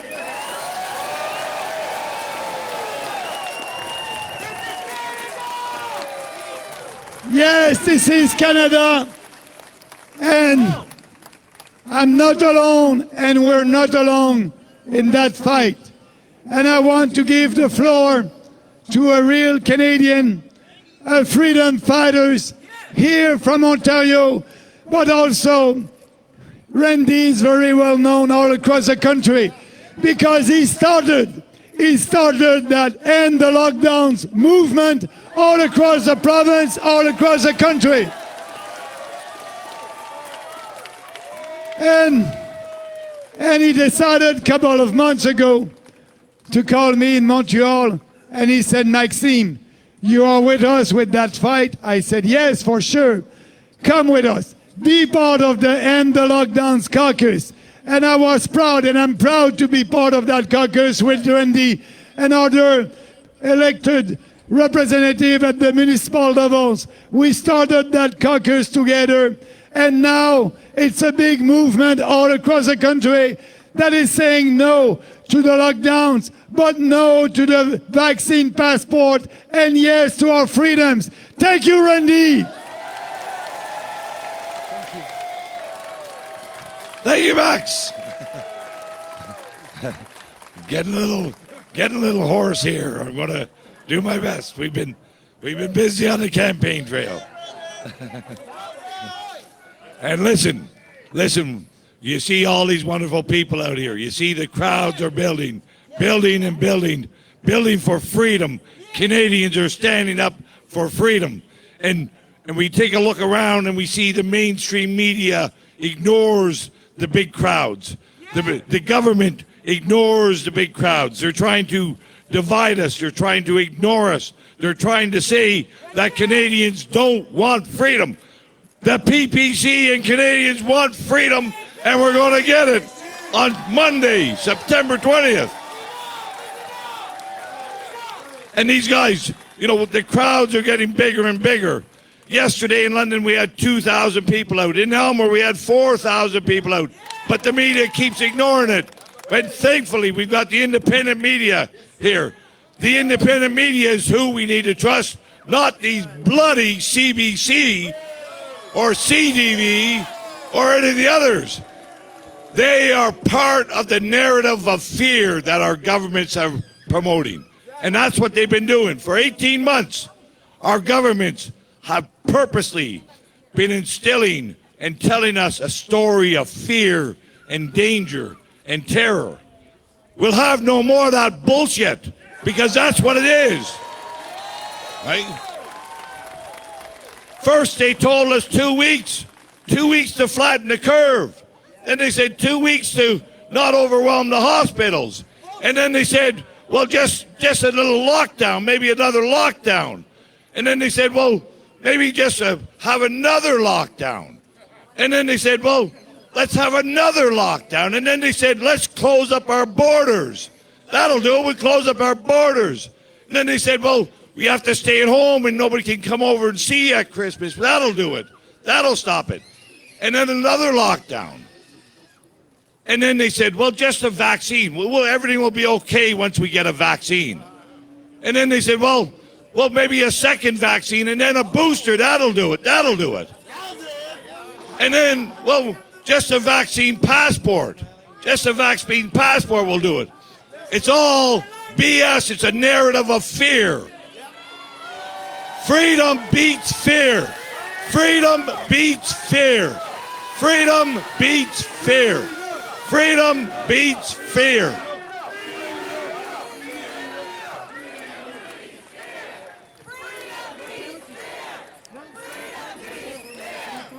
And the PPC beats fear as well.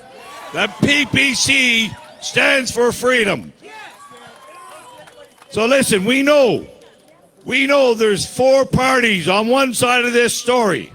Four parties, the Liberals, the Conservatives, the NDP, and the Greens. All are invested in this story of fear. Okay? If you want to split the vote, here's how you split the vote. Four parties are for fear. One is for freedom. It's Maxime Bernier. Split the vote. Split the vote. Vote for freedom. That's how we split the vote. And I'm going to tell you all, you know, the government doesn't like telling you the whole story. We know there's 6.5 million Canadians, just like everyone out here, just like me, just like Max, like all our family members, everybody here. 6.5 million people are opposed to this mandatory vax and opposed that our government is going after our kids now. 6.5 million.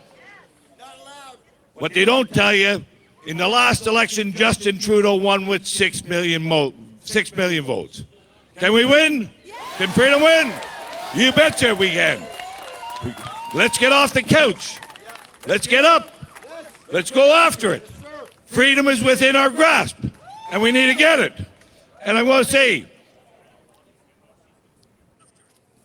people think that we hear these stories, another story to suppress and disempower us and to get us to stay home. And people are talking about the election is rigged or it's not, doesn't have integrity.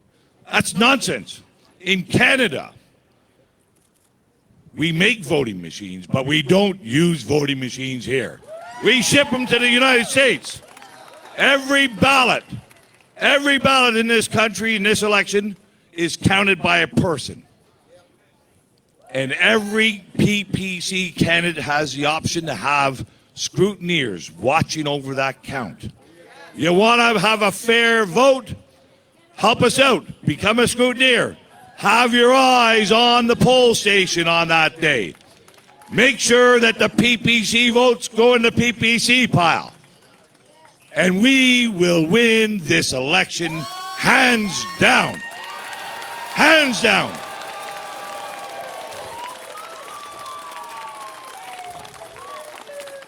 But I'll say, September 20th is a big day. It's a big step. It's a day that Canadians make a choice. We make a choice. Are we going to accept tyranny, segregation, communism, or do we accept freedom with Maxime Bernier?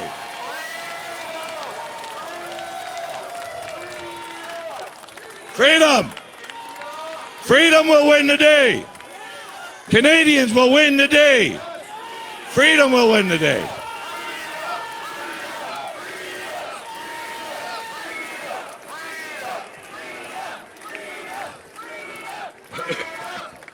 But on September 20th, that's a big day. But it's only the first step. We've been on a slippery slope in this country for a long time. A long time. We need to start climbing up that slippery slope. We will start climbing up that slippery slope together. I'm going to be with Maxime Bernier and all of you as we start climbing up that slippery slope on the 20th. And we're going to get to the top. Because at the top, we know that's where our future is. That's where our faith is. That's where our freedom and our families are. Let's join us. Let's go up that hill. Let's find it. And let's be like every Canadian before us. We have never lost a battle when our freedom was at stake, ever in our history. We're not going to lose it now. Thank you.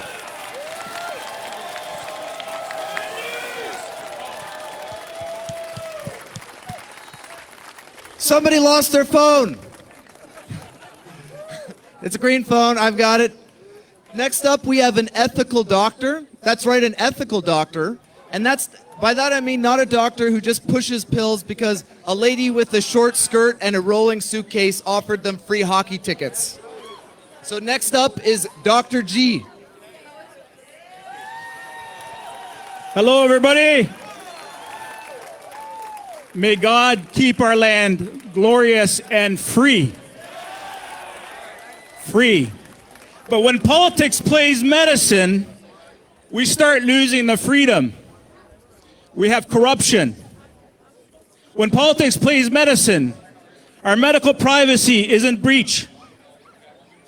They breach our freedom to make an informed consent decision. And you know, when the public health circus took the vaccine clinic to Canada's Wonderland, they put organized medicine on that, that tower drop ride, and they pushed a button to bring medicine down, to compromise the ethics of medicine. And I ask the question, is there an ethical doctor in the house? Is there an ethical doctor in the house in the practice of medicine today? In an ironic twist this morning, Dr. Julie Pinessi, a Western University professor of ethics, ironically was fired for raising ethical concerns regarding breach of medical privacy and informed consent. Ladies and gentlemen, let's give Dr. Julie Pinessi a hand for her courage. Her courage to resist the illegal medical dictatorship that's fallen upon our land. But interestingly, the College of Physicians and Surgeons of Ontario supports Dr. Pinessi and her position. that in order to have a consent be ethical and professional, number one, it has to be informed. Number two, it has to be voluntary without coercion or duress. Mr. Ford, Mr. Trudeau, public health officials corrupting medicine. And number three, it has to be done with, let me think of number three. Okay, so voluntary. So the third thing is that it has to be done without coercion whatsoever, without any kind of coercion, and without fraud and misinformation. That's the third point, without fraud and misinformation. So I look around at my medical colleagues. I've retired from medicine now, but looking from the outside in, I wonder, how did this happen? How did this happen to medicine? And I evaluate it, and I see that we were primed from day one of medical school. Big Pharma is the model that you go with. You memorize the vaccine schedules and don't question them. Anybody that questions the medical model is a quack. That's what we're taught. And you obey and conform to governments and Big Pharma model to maintain our lavish lifestyle. And I've been there. The house on the water, the Mercedes-Benz. I've had all that. But there's something far more valuable than material possession and money, and that is ethics. There are now 3 groups of doctors in Canada. Group number 1, they're medical dictators. They have actually agreed with the policies of the government and are actually pushing the policies of the government for coercion and medical dictatorship. And they say to me, Emad, just shut up and take the vaccine and post your vaccine selfie picture. That's what they're saying. So I say to them, what do you mean, what vaccine? You mean, can I just hold this for 1 sec?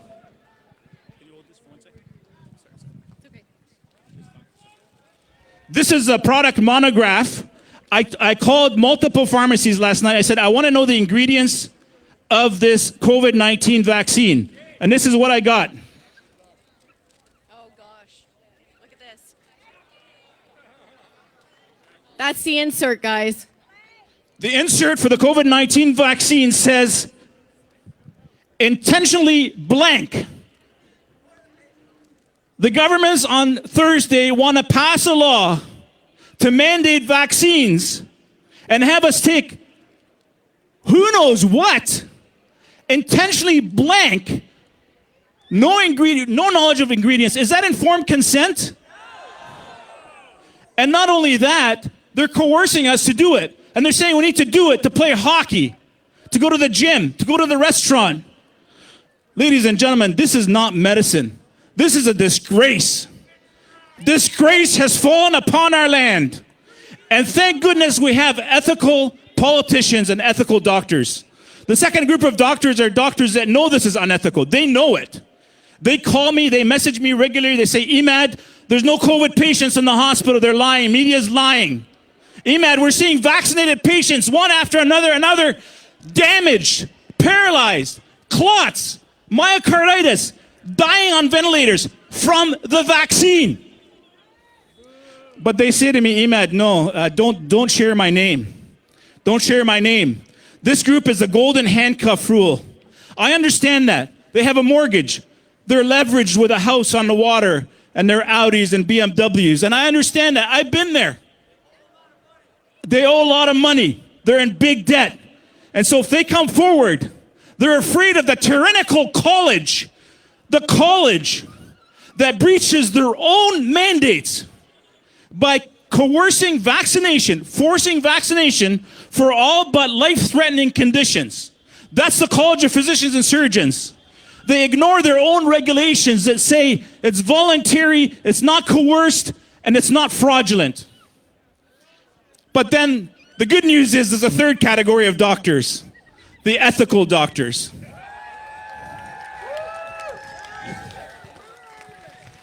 The ethical doctors that see ethics and their code of conduct as far more important than money, far more important than their Mercedes-Benz and their house on the water.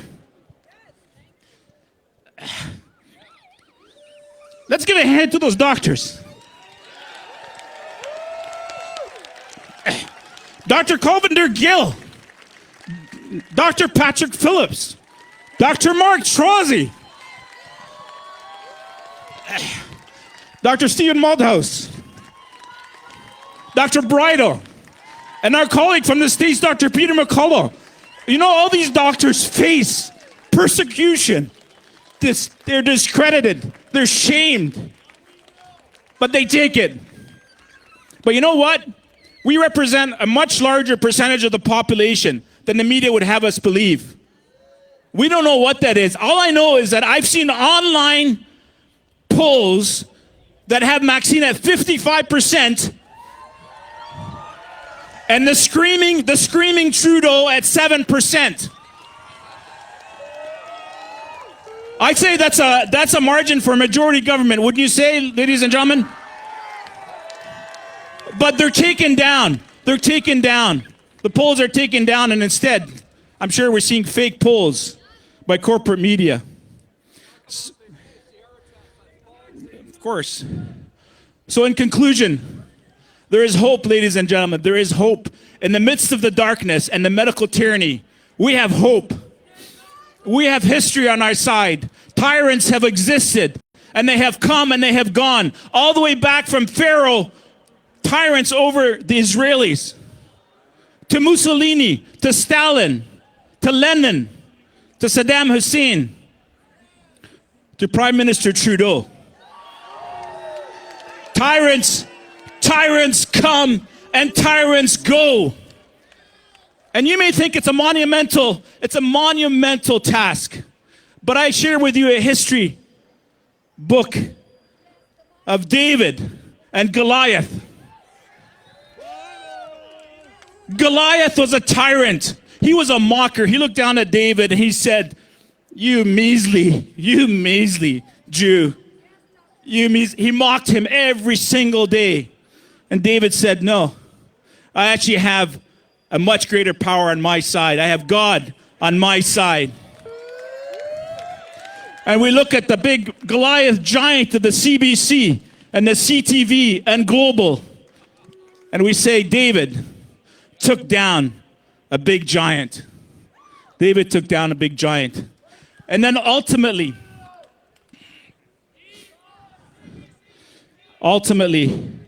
there will be victory. It looks dark right now, but the momentum is growing. The momentum is growing, ladies and gentlemen. And it says very clearly that pride comes before the fall in Proverbs. Pride, tyranny, corruption comes before the fall, and there will be a fall. And ultimately, we have a much greater power. We have a much greater power. We think of freedom. We think of political freedom. There's a much greater freedom. And God will keep our land. And that very God says that in himself, the truth will set you free. In God himself, we will be victorious. God bless you.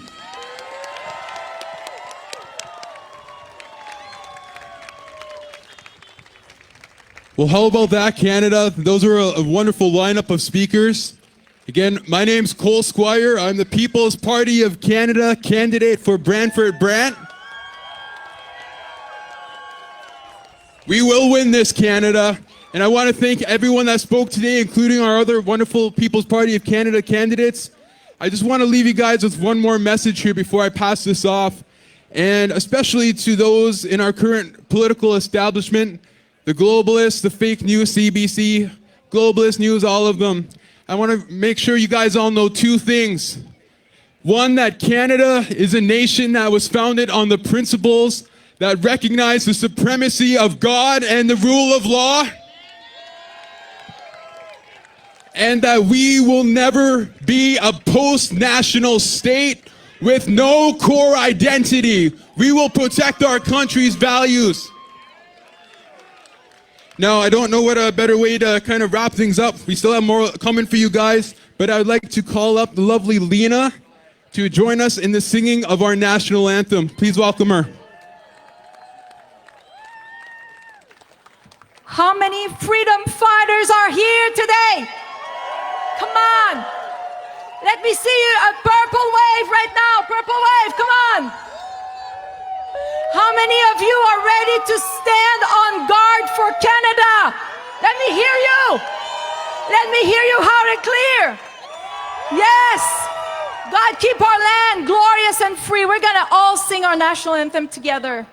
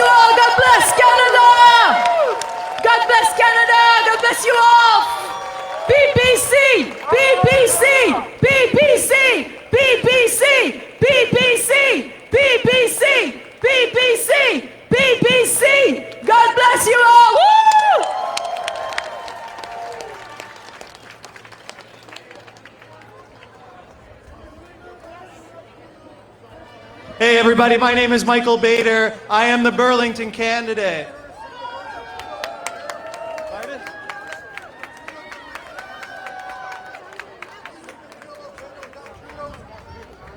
Hey, do you guys want to hear "Oh Canada" with the original unwoke lyrics? Should we do that? Could you do that? Oh yeah! Absolutely, guys. I have no problems with this. Let's do it again. I agree with you, sir.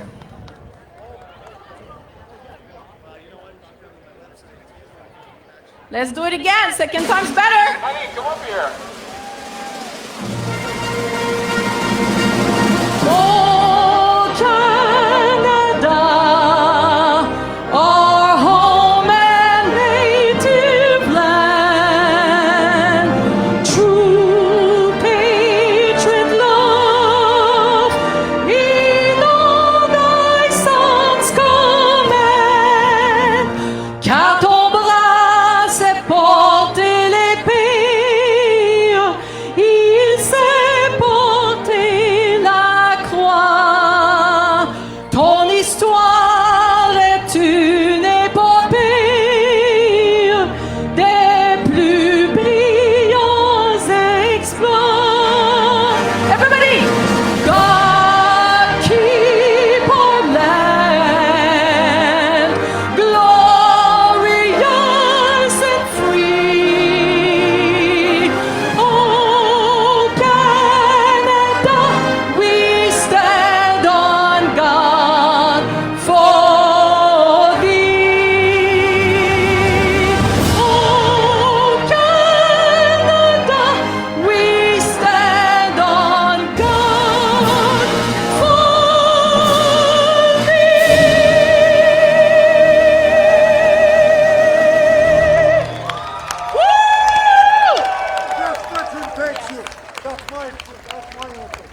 Am I allowed to go now? Can I go now? Well, I'm not allowed to speak, Jim. What a beautiful voice. I love all of you people. I came back to say one thing to all of you. I'd like to thank all of you freedom fighters.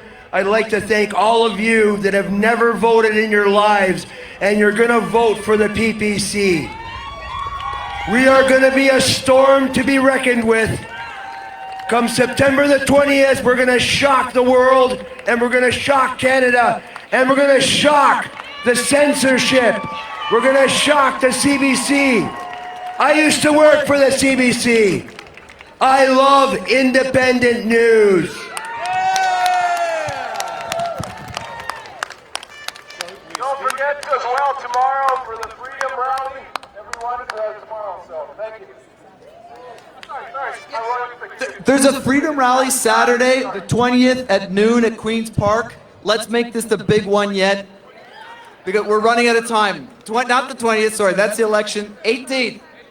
We got our dates right. 18th Saturday, noon at Queen's Park. And let's send a message to Doug Ford that we are not participating in vaccine passports. This is not going to happen. Yeah, if I could, you want to go? No, you go ahead. You go ahead.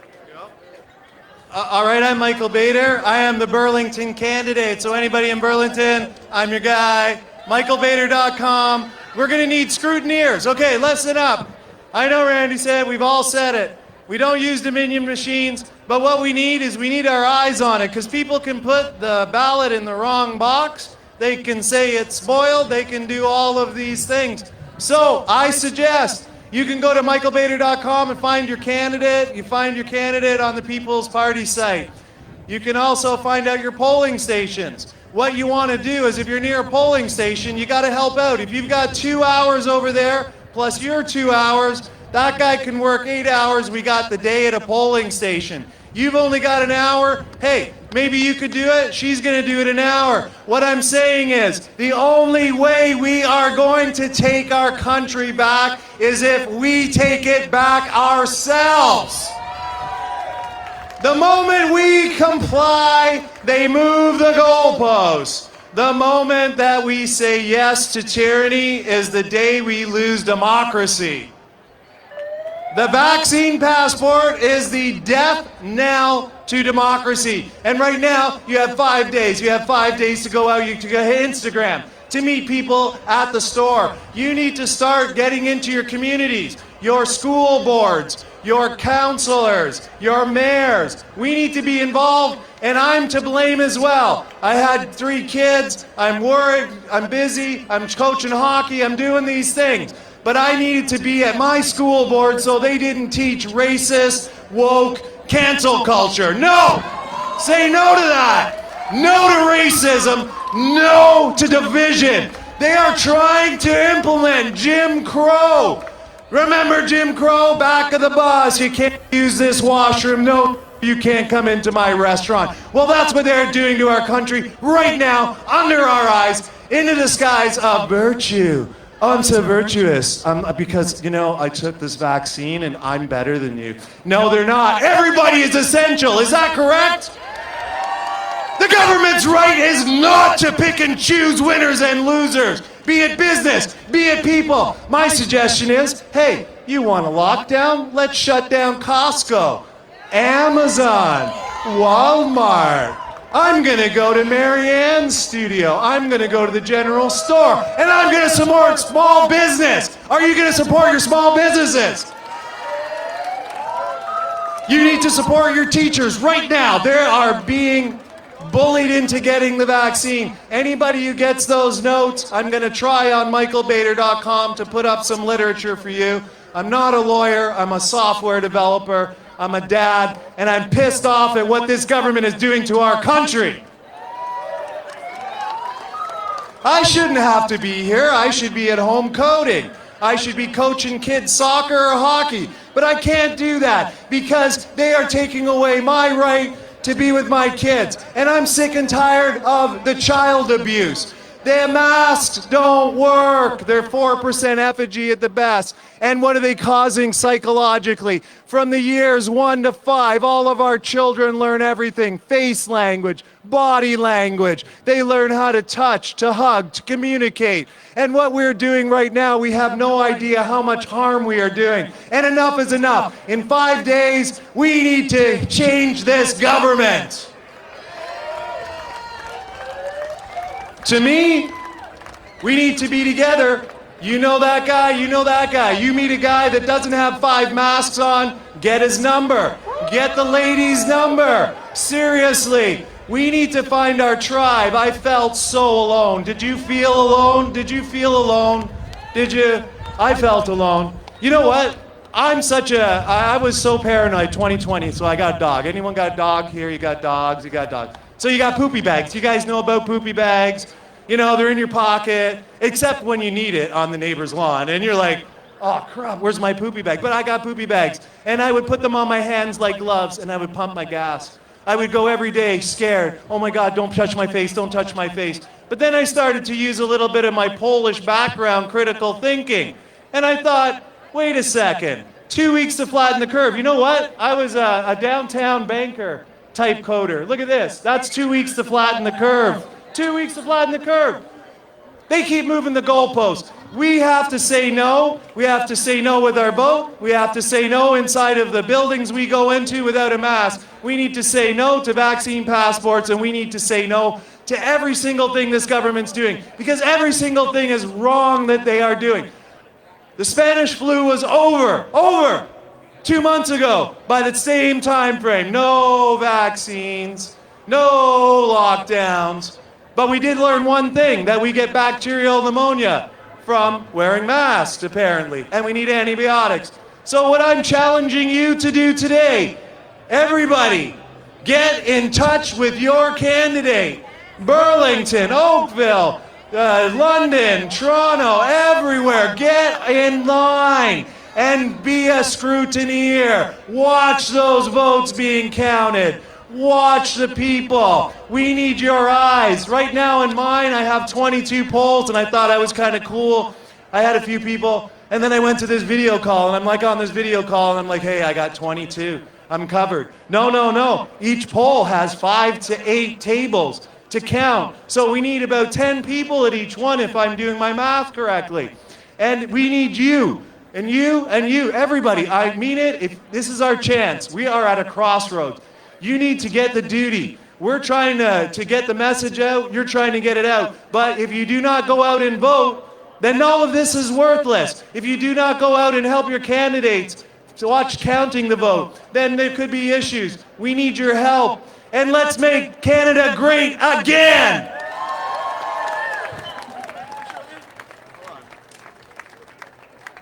I don't know what's going on here. I'm ad-libbing. I just met this guy, and honest to God, he is the coolest candidate I've ever met in my entire life. Hold on.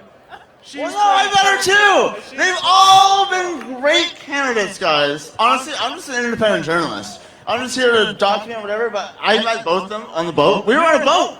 It was awesome. We sang a song and we did it. It was literally the most humble experience we've ever had in my entire life. So if you guys want freedom, if you guys want independence, PBC!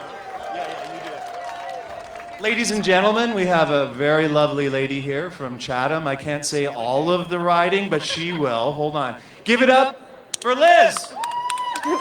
Thanks, guys. I'm not going to keep you. I'm from the riding of Chatham, Kent, Leamington. Does anybody know where that is? Chatham, Kent, Leamington. Nice, guys. Awesome. To close this off, we're going to do it appropriately. We're going to have Lena come back on. She's going to inspire you, and she's going to raise you up. Let's do it. So what better song to sing to end this day today than You Raise Me Up?